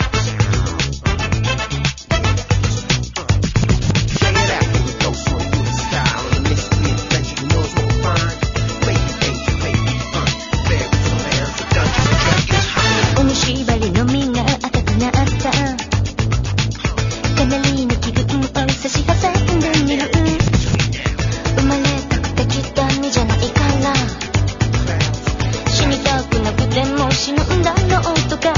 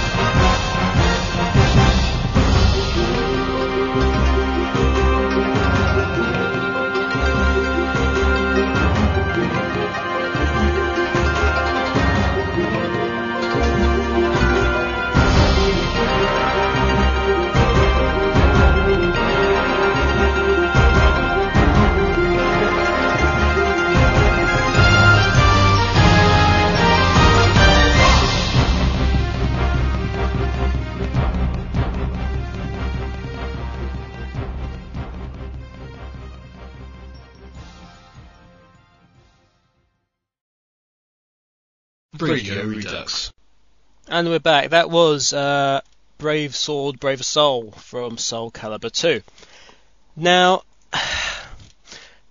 whilst you've been on the break, I've actually done a little bit more research, and I'm feeling a bit guilty about putting Mephiles, which is the actual name of the hedgehog, into Room 101.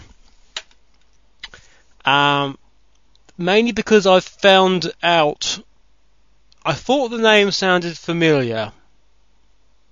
And I was right. So when we get Echo back on, I might have to rethink putting Mephiles into Room 101. The reason why is I've actually found its listing down.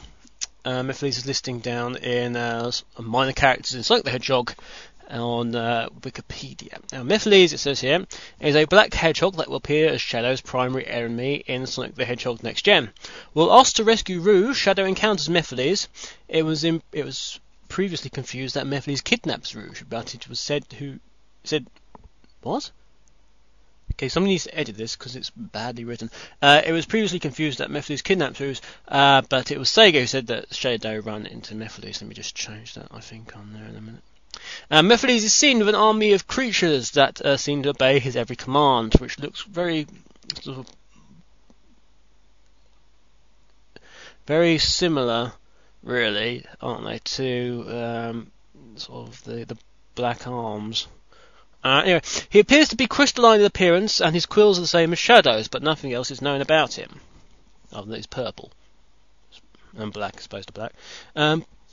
Above him is also what appears to be Chaos Control, possibly what will transport Shadow to the future. I doubt that somehow.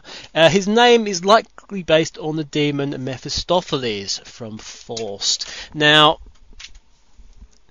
that part alone, that they've used his name based on Mephistopheles, might well save him. Because that's somebody, that's probably the same person who thought of using Tikal. So that might just redeem Mephiles.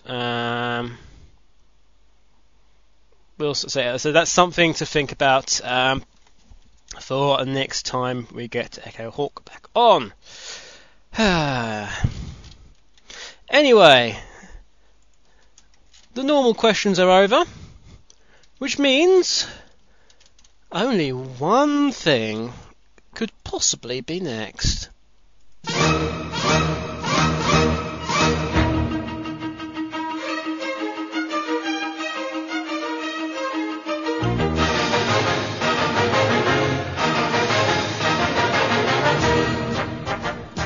Yes, it's the proper Magnificent 7 time now. Demyx's Magnificent 7. All hail Demyx and his shiny, happy people. Yes, as you all know, regular listeners will know, we have a special 7 question section, which is provided in,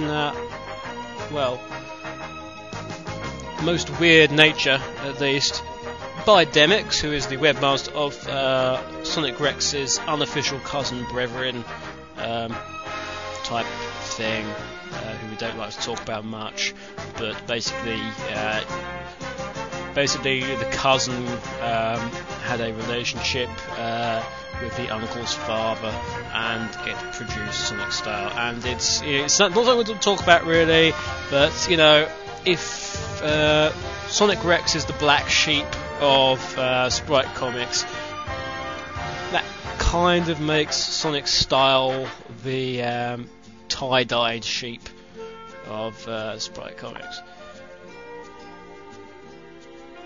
Anyway, question time. Question 1 of Magnificent 7. Hopefully it won't be as weird as last show's questions, where we had everything from nipples to lingerie, and it was most confusing indeed, and slightly embarrassing, it has to be said. Anyway, then the questions actually came in late, so we started off by saying, okay, sorry about lateness from Solo when I was up in North Carolina doing a job. Oh, Carolina, Mama. Oh, Carolina,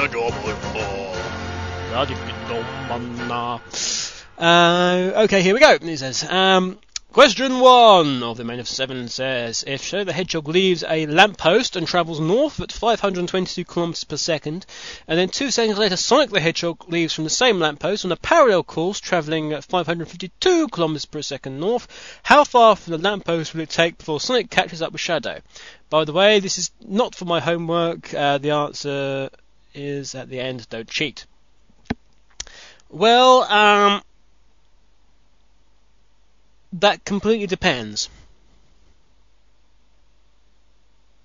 Assuming, we have to assume a lot first of all, assuming that they both stay at the same speed, because how long will it take Sonic to catch up with Shadow? You know, not long, I would have thought. However, the point is, they're sort of standing in the lamppost, standing by a lamppost, it assumedly means they're actually on some kind of pavement, which also assumedly means they are by some kind of road in the middle of the city. If that's the case, it won't be particularly long on the basis that they'll have to sort of run into a wall at some stage. So they'll be running into a wall, they'll have to, Shadow will run into a wall, he'll have to stop, and so it won't be that long at all. Alternatively, Shadow just speeds up and they never catch each other. There's a constant running race. I just think that Shadow would have better stamina than Sonic. I think the air shoes would take a bit less out of him than Sonic's running. So I would say Sonic would never catch up with Shadow, because Shadow would sort of speed up and Sonic would run out of energy before Shadow would. I could have gone and worked this out properly, but I'll tell you what I'll do is I'll give you guys the answer, okay, at the end of the Magnificent 7. So I'll go through this again in case anybody actually wants to try and work this out. So you've got until the end of the Magnificent 7, if there's anyone out there who really wants to do a hard maths question. So I'll give you the question, and I'll give you the question again, okay, so you can work this out. If Shadow the Hedgehog leaves a lamppost and travels north at 522 kilometers per second, and then 2 seconds later Sonic the Hedgehog leaves from the same lamppost on a parallel course, so he's travelling in the same direction and the same sort of literally right behind Shadow, and he travels 552 kilometers per second, also north, how far from the lamppost will it be before Sonic catches up with Shadow? Have you written that down? Good. Question 2. Which new Sonic the Hedgehog game has the best Japanese websites? And he sort of lists sonic.sega.jp/Sonic or sonic.sega.jp/Secret Rings. And I haven't seen the Secret Rings one that much.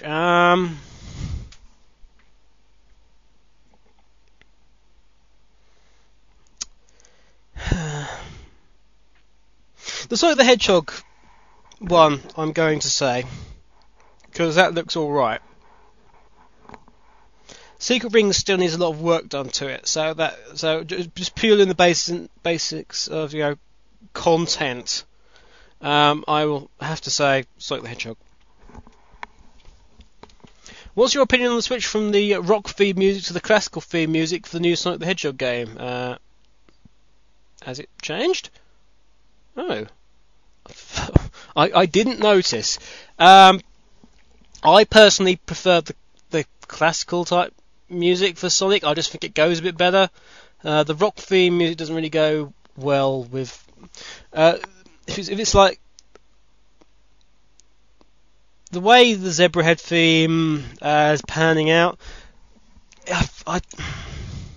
it's getting borderline as to whether it's acceptable for Sonic, I think, as a character. The Crush 40 tracks, I think summed up Sonic, pretty damn well. Likewise, the Shadow the Hedgehog and Team Dark tracks summed up Shadow very, very well as well. This, unless they're making Sonic even more sort of cockier and sort of whatever, I like the classic. They can have both. They can have both for all I care, but they'll make their mind up in the end. But I worry about them making it a bit sort of too rocky. Is all I can say really for that. Question 4. Christmas time is near. Indeed, Christmas is coming. The goose is getting fat. It's packing up its bags and it's heading to Alaska. And Demick says he's having some trouble deciding on which new next-gen system to get. Would you mind giving us the pros and cons of each system, and which one would you choose? Okay. PS3 is likely to break. Will cost you lots of money. Will be very heavy. Is very ugly. However, is likely to be able to get a lot more exclusivity titles. Is backwardly compatible with PS2 and PS1 for the most part.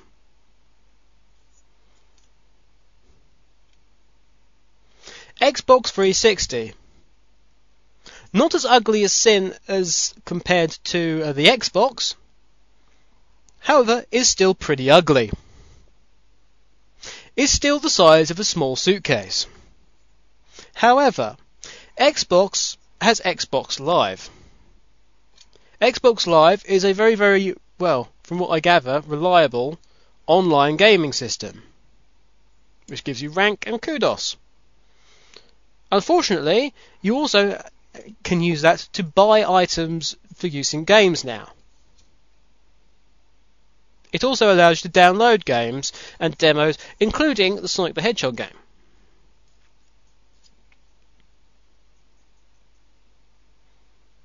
However, again, backward compatibility is an issue. There is still a very, very limited list of Xbox titles that are backwardly compatible for the 360. Oh, going back to PS3 for a second. None of your peripheries will work. Peripheries are not backwardly compatible. They may look the same. Also, no rumble feature. Also, Sony suck. Also, Xbox 360 is likely to go down in price a bit. The Wii. You are probably going to be less likely to find the Wii around for a long time. It's not going to get as much shelf space. The shops might not stock as many games as perhaps they should. The durability of things like a nunchuck controller is slightly questionable. Certain games, such as Sonic the Hedgehog, as in the 2006 version, are unlikely to come out on Wii due to issues involving graphics and things. The Wii's graphics are less... well, I'm trying to think of some kind of adjective there. They're less good. They're not as in-depth as the other two systems. However, for originality and gameplay, you are not going to get any better.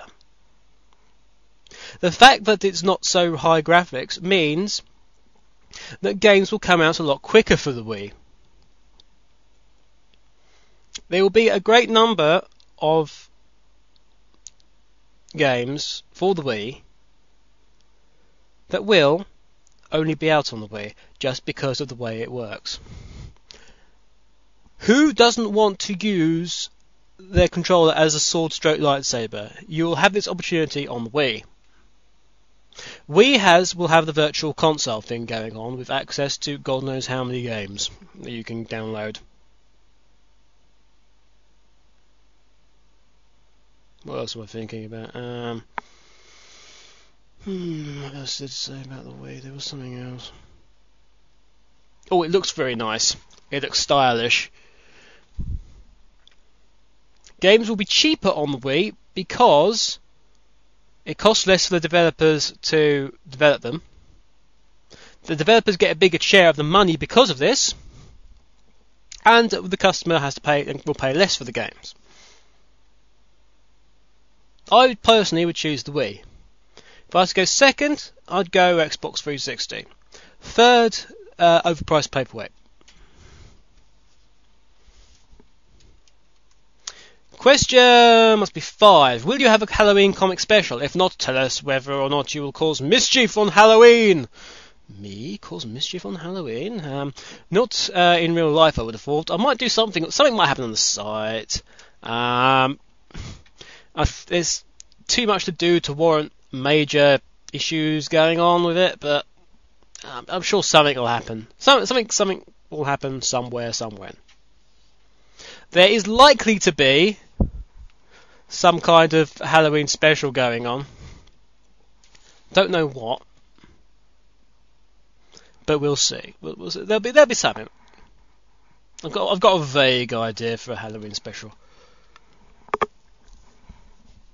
The question is whether or not I can make it funny. I've got an idea, but I don't think it's very funny at the moment. We'll see. If I were to guess, he says, for question 6, that the secret developments... I should put some echo effect on this afterwards. Okay, ready? 3, 2, 1. Secret developments!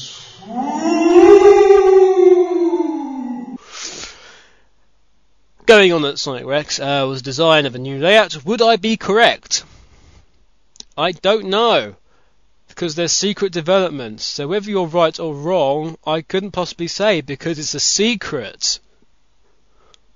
3 of the things that were listed down, in fact 4 of the things I think listed down on the poll that we had, as to what you out there thought the secret developments would be, would constitute some kind of new layout or layout change.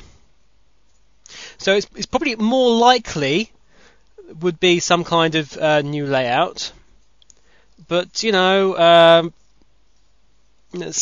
things are still being decided upon, and certain roles as well, including cheese and ham and jam rolls as well. Question 7, our final question on this particular Magnificent 7, is the following. How do you like the Pope's cowboy hat? It's alright. Personally, I prefer the Pope's new smock that he's chosen to wear. It's very fashionable. Especially like his name on the back and the number 6 underneath it, because obviously we know that the Pope's lucky number is 6, because that's how many minutes it took him to offend a very major religion by quoting medieval text. Yes, so yeah, the Pope's cowboy hat's good. The boots don't suit him that well. And have you seen him ride a horse? He cannot ride a horse for toffee. Sugar, perhaps, but, not toffee. And that was the Magnificent 7. Thanks again to Demix. Big round of applause for Demix. Applaud, damn it! Yeah, that's a little better. Anyway, thanks, Demix. Look forward to your questions for next time, or whatever that may be. In fact, it'll probably be the Halloween special, so I'd like to take this opportunity to say to everyone, start getting in your questions for the Halloween special. I've already got questions for the Halloween special from, he says, looking at the questions thing. I've already got stuff from Mikey T Hedgehog, Hey, Michael T. Hedgehog, you can look forward to a question from him on the Halloween special, and also another 3 from Speedy Son specifically for Halloween. So if you have any questions which are Halloween related, please send them in an email to Archangel UK, ARCHangel UK at sonicrex.com, and put on the Halloween questions as a subject header, and ask anything you like. I've got questions about various grisly ghouls and other things, and also various sort of Halloween-y, horror-y type games. You can look forward to lots of that kind of music going on as well on that particular show. It'll be interesting and really spooky. So something to look forward to. So yeah, please get in those questions. There's quite a lot of questions this time around. So thanks to all of you for getting those in. But get some more info next time. Cheers. So yes, that's the last of the questions and last of the Q&A UK this particular time around. Time for some more music then, and what do we have left? I have some tracks left somewhere. Where's my playlist? Who's stolen my playlist? I'll tell you what. Right, we're gonna have some World of Warcraft in a minute, and after that we're gonna have Chaotix X Episode 4, the Mulan Tangerine, which is gonna be sort of 13 minutes of fun for you, and I kind of almost burnt out my voice box on this particular episode, so I'm sure you'd be most happy about that. Happy that, I almost got there, but not happy that I didn't actually get fully there, and I wouldn't be able to talk to you now, which obviously you'd much prefer, no doubt. Some friends of mine, you are. Anyway, coming up now, it's the Tavern theme. From the World of Warcraft soundtrack. So, and after that, some Chaotix X for you. Enjoy!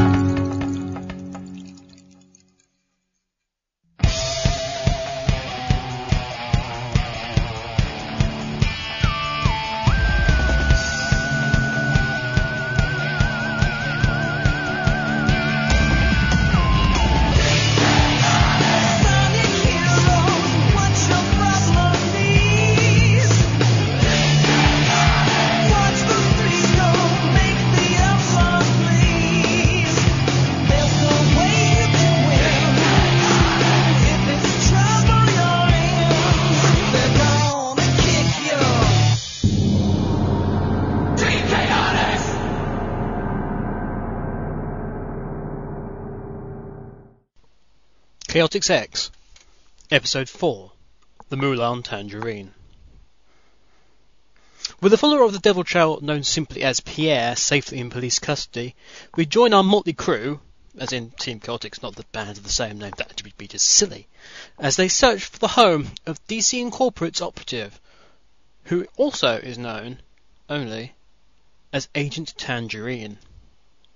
His home is not only his residence, but also happens to be the famed Mulan Tangerine in the heart of the city, and is also a money laundering front for DC Inc. But what else is hiding behind its neon-clad facade?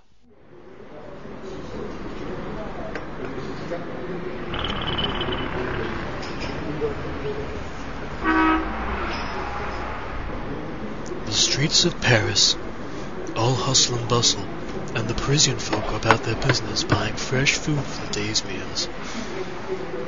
Baguettes, fresh from the oven, cheese, succulent and savory. And yet here we are, in the midst of all this, riding through the streets disguised as turnip sellers. That's right. Now, I know I'm going to regret asking this, but shouldn't we be dressed as onion sellers? Everyone goes in disguise as onion sellers. Look, there's 11 in that park there as it is. Aren't those football players? Never mind. The point is, where's the originality? Where's the heart and soul of what it means to be detectives in disguise? Where's the benefit here? Team Chaotix, detectives in disguise. Team Chaotix, da-da-da, more than meets the eye. Oh, that's catchy. You want to know the benefit? Let me think. Perhaps we could actually blend in. Did you think about that? A turnip seller, indeed. What's wrong with a turnip? It's a root vegetable too, you know. We might make some money selling them on the side. We could even start a trend. Victor, you haven't bought another load of useless vegetables off of eBay, have you?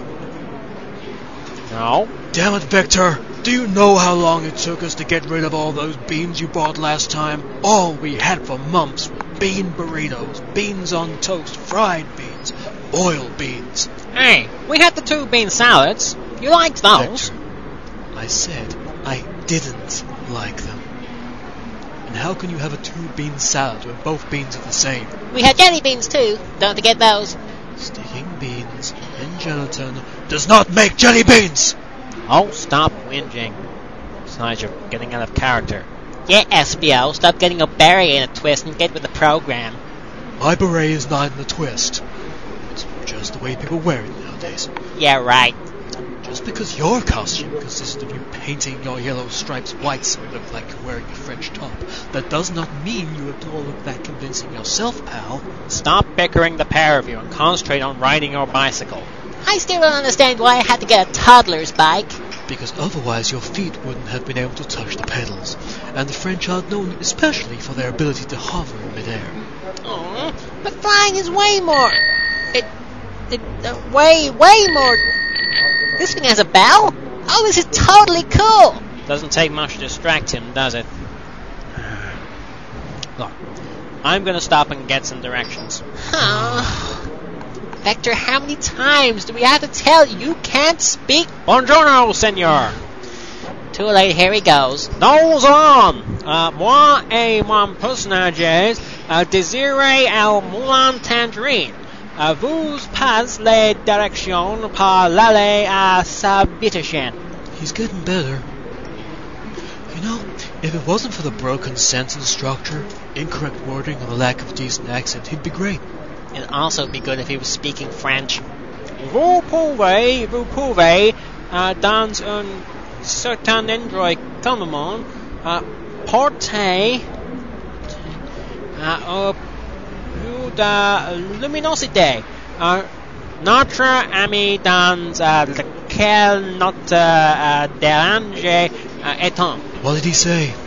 Something along the lines of, you can't count in a certain place calmly. Go to little luminosity of our friend in whom are disturbed being. Le chou est livré. Je répète, le chou est délivré. Vendons l'oukoun en gros mois. Et vous parlez votre année que c'est un show de Savoy. Apparently, the cabbage is being delivered. I repeat, the cabbage is being delivered. Wholesale, no less. Oh, and I bet your ass it's a Savoy. Good grief. Sometime later.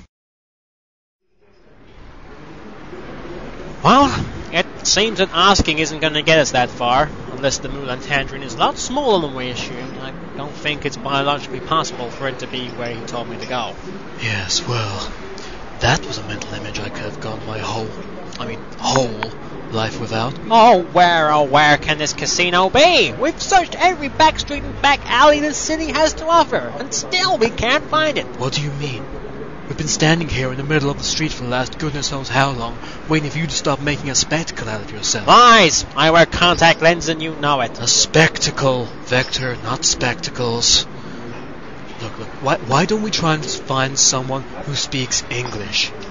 But this is France. No one in France speaks English. You do. Yeah, but I do December bread France. I think you broke Charmy. You mean he was working properly before? That's even worse. Look, let's just buy a map and... Vector! Oh, you're conscious. What is it, Charmy? I know I'm not exactly in the best positions here on the floor, but I have noticed something. What's that building behind us? Oh, well done. All right, what have I done now? You buffoon! We've been standing in front of it for the last 25 minutes. Oh. Well, we've gotten here in the end, boys. Come on, let's go and find Agent Tangerine. Yay, we got to go to the casino! Anyone else think that's a particularly bad idea? Oh well, I suppose we have no choice. We should probably try the side door. It'd be best if we want to enter undetected. Good idea. The three made their way to the side of the large structure, through a small wrought iron gate and down a narrow passageway, at the end of which was a plain wooden door. Tradesman's entrance. Hey, wait! We disguised as tradesmen. Looks like those turnips are going to come in useful after all.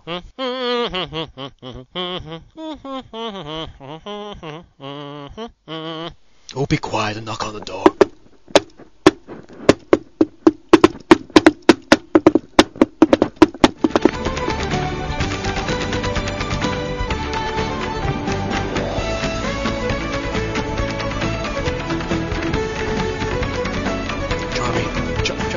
Will you stop showing off? Sorry. Well, there doesn't seem to be anyone at home. Maybe they can't hear it because of all the noise inside. Try the doorbell there. Righto.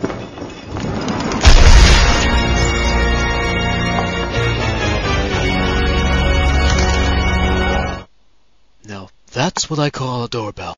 I don't know about the doorbell, but my ears are most certainly ringing. Oh. Are you the angel of music? Come to me, angel of music. Never been called that before. Well, who are you then? Look, if you were the pizza delivery people, you weren't here in 20 minutes, so don't expect a tip. Answer now and answer fast, or I will kick you in your... Yeah, okay, we get the gist. No, we're not the pizza delivery boys. We are but humble turnip sellers, and we wish to see Monsieur Tangerine, and question him about potentially buying some of our wares. Or if not, if he requires any extra labor for anything at all, really. Croupiers, waitresses, window cleaners, any odd jobs need doing. I don't know if he needs someone to help maintain a giant laser, for instance. Oh, way to go, Vector. Don't give us away too much. Look, I just live here, okay? If you want jobs, go and ask for the front desk or something. We can't go in that way. Just let us in. Can you please go away? I have things to do. I'm running this opera, you see. Oh, what's it called? Never mind that. Look, just let us in, pal, or else. Or else what? We'll rearrange your face. Great. Always with the face. Alright, in you come. I've got better things to do. If you really want to find Agent Tangerine, go first left, second right, first left, fourth. Several hours later.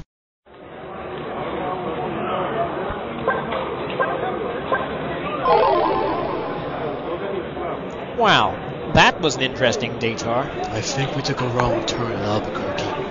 I knew we shouldn't have trusted that duck and rabbit. They looked as lost as we were. At least we're here now. Pretty lights. Pretty lights. Charmy, you alright? I must go to the not now. Espio, hold him back. You the same. It's just freshen up off where it's going. Come on, Charmy. We need to find Agent Tangerine. Indeed, before he finds you. Vector, we're surrounded. What? How? Foolish crocodile, did you not think we had you under surveillance from the moment you entered?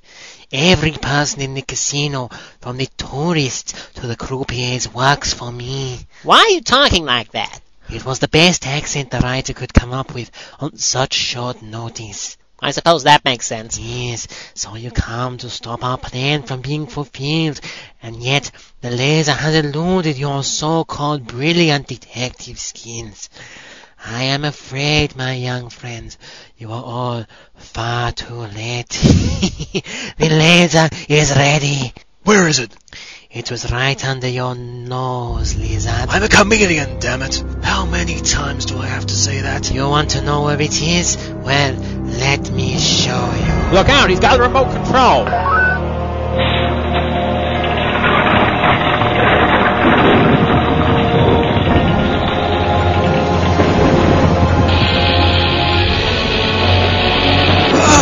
What's going on here?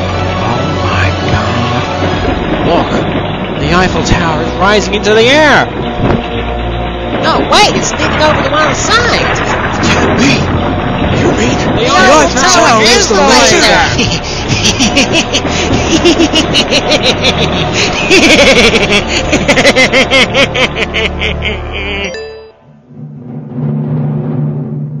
Will Agent Tangerine be stopped? Or will it be curtains for France? Well, there's only one way to find out. Simply send in a token on the bottom of this broadcast to the enclosed address. And we'll send you your very own, limited edition print of the next episode of Chaotix X. Can Espio, Vector, and the other one stop the countdown for the laser fires and dooms France to be turned into a large smoking crater from a lot of very angry warplanes? Can I continue in this very bizarre accent? All will be revealed in the final episode of this Chaotix X adventure. Le final countdown.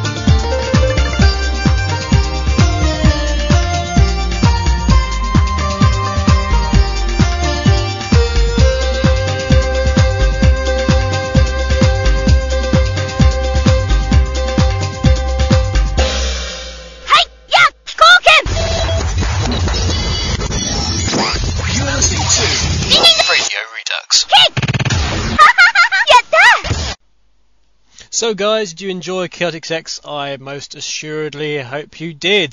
The last song you heard after Chaotix X was a Overclock remix by McVaff, and it was Street Fighter 2 Chun-Li's theme remix called a China Street Beat, hence the Chun-Li sort of jingle at the end there. How have you liked the new jingles, incidentally? I did all sort of them in one sort of great big lump. If you haven't heard all of the individual ones so far, there's I'm pretty sure I have used them all today. There's sort of two general ones, and there's a sort of there's a Chun-Li one, there's a Zelda one, there's a Mario one. They're probably going to add some more in at some stage, so we can have them after the specific games, perhaps. But we've definitely got a Zelda one, which is obviously linked to the past soundtracks.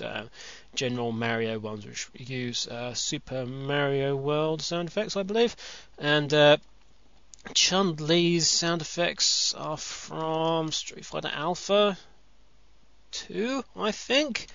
I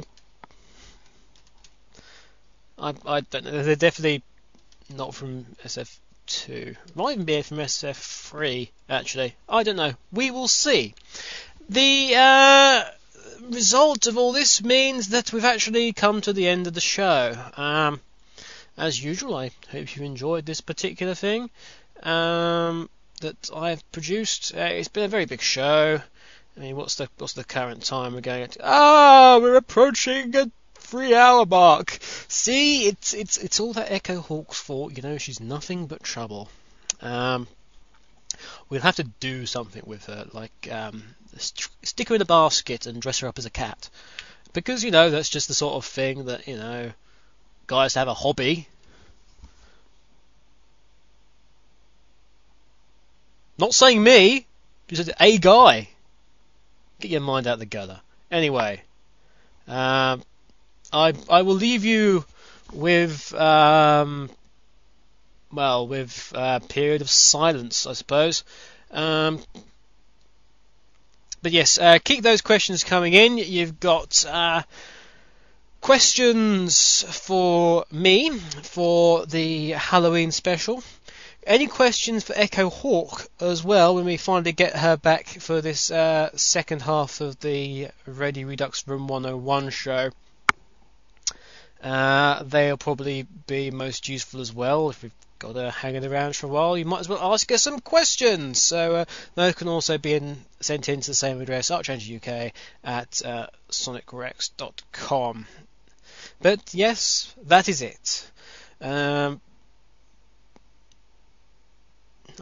Nothing more to say, apart from the fact that I've been ArchAngelUK, this has been Radio Redux, and I will see you next time. Bye bye for now.